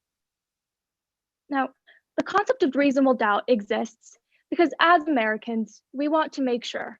In fact, we want to be absolutely certain that no innocent person is ever convicted for a crime that they did not commit. An unjust conviction is intolerable and inexcusable under our system of fairness and justice. That is why the definition of reasonable doubt states that reasonable doubt is such a doubt as would cause any reasonable person to hesitate to act in matters of importance to themselves. And what is critical within that definition is the word hesitate, as mere hesitation is an act of reasonable doubt. And how can you not have reasonable doubt after everything that you have heard today? At the beginning of this trial, my co-counsel asked you to keep in mind 3 important questions.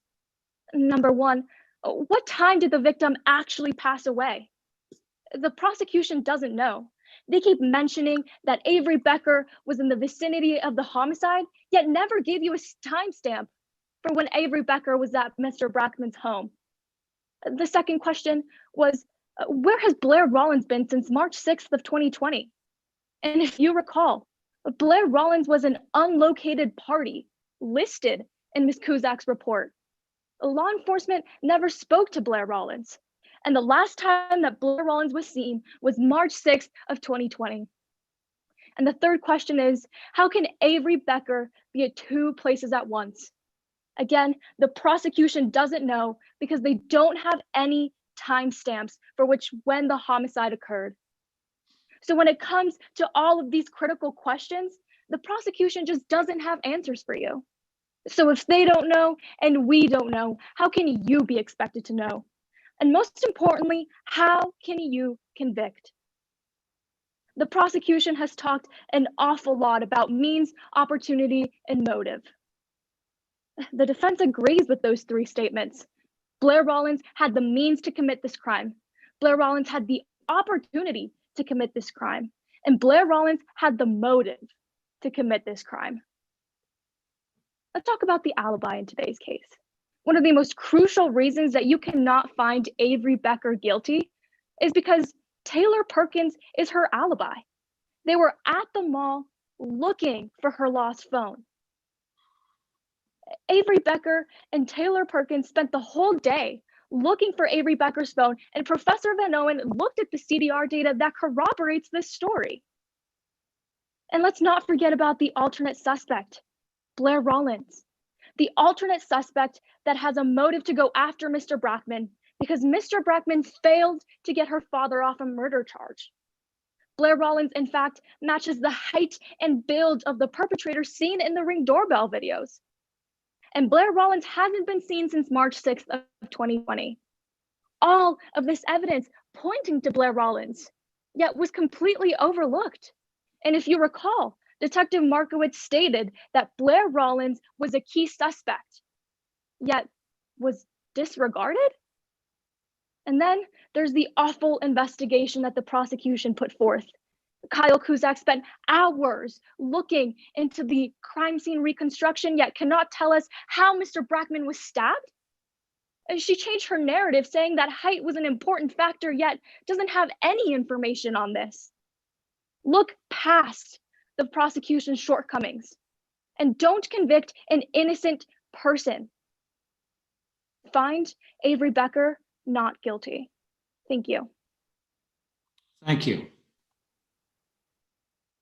Mr. Walker, do you have a rebuttal? I do, Your Honor. May I request a time check? Yes, please get that. 45 seconds. Okay, I'll make sure to keep it brief. The defense would like you to think that there was a jump to conclusions about this case by Detective Markowitz, but Detective Markowitz used his years of experience in his line of work to refine the possible culprits, pile up evidence against that individual, and follow that lead. He had no reason to believe that Avery's phone was tampered with. The possibility of Avery Becker being the culprit had possible instances of undeniable evidence. Additionally, there was absolutely no evidence presented against Alex Fuentes nor Blair Rollins that was anything beyond speculative. As explained today, Blair Rollins had no opportunity, no means, and a preposterous motive. This case was built with the knowledge that by the end, the prosecution would show beyond a reasonable doubt that Avery Becker committed this crime. The prosecution has met this burden. Thank you. All right, thank you. The case stands submitted. The jury will complete their score sheets, and please, when you've done that, hit submit to send it to Command Central. And we will then wait for word that everything has been received.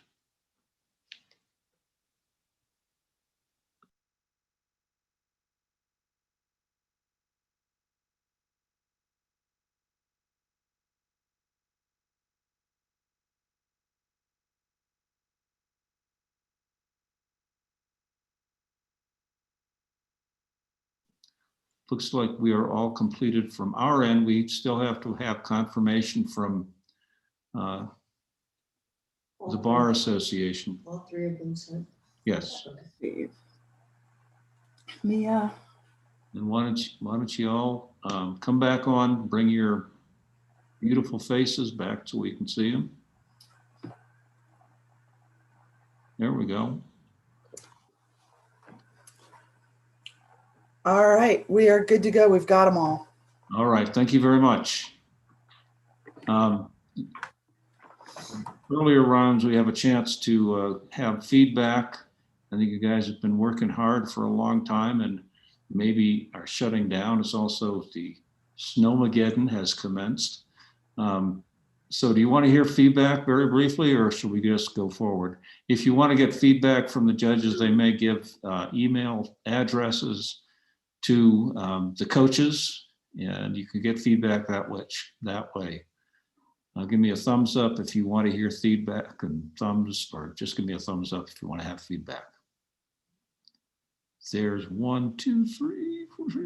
All right, we're going to have real short feedback from the judges. Starting with Mia, why don't you give about a minute at most? Great. I'll keep this brief. You guys did an excellent job. I'm really impressed with your professionalism, especially with all the tech issues we had. So definitely commend you on that. And then I was also very impressed with your knowledge of evidence. That was really impressive all around. So keep up the good work, guys. Thank you. Nick? I second that. Great job and good job dealing with all the setbacks today. That can be tough, and those sorts of things happen all the time. So it's nice to just keep that professionalism. And I thought both teams did a very, very good job with that. The only comment I'd make is sometimes when you have the objection and response, you create that objection sandwich where you maybe recite the rule or at least state the rule and recite it, and then the key fact to that rule, just to help everything stay cohesive. And I thought a lot of you did that really, really well, and most of you did it the most of the time. But great job. Really excited for you all. Thank you. Stephen? Yeah, definitely great job all around. I second the compliments on the knowledge of the facts. I learned a couple things about this case, and I've heard this case a couple times already. So that was great. My favorite parts were when a few of the attorneys were able to respond very effectively to an objection that maybe at the start they may not have expected, but were able to be able to really formulate a good argument halfway through. So great job all around.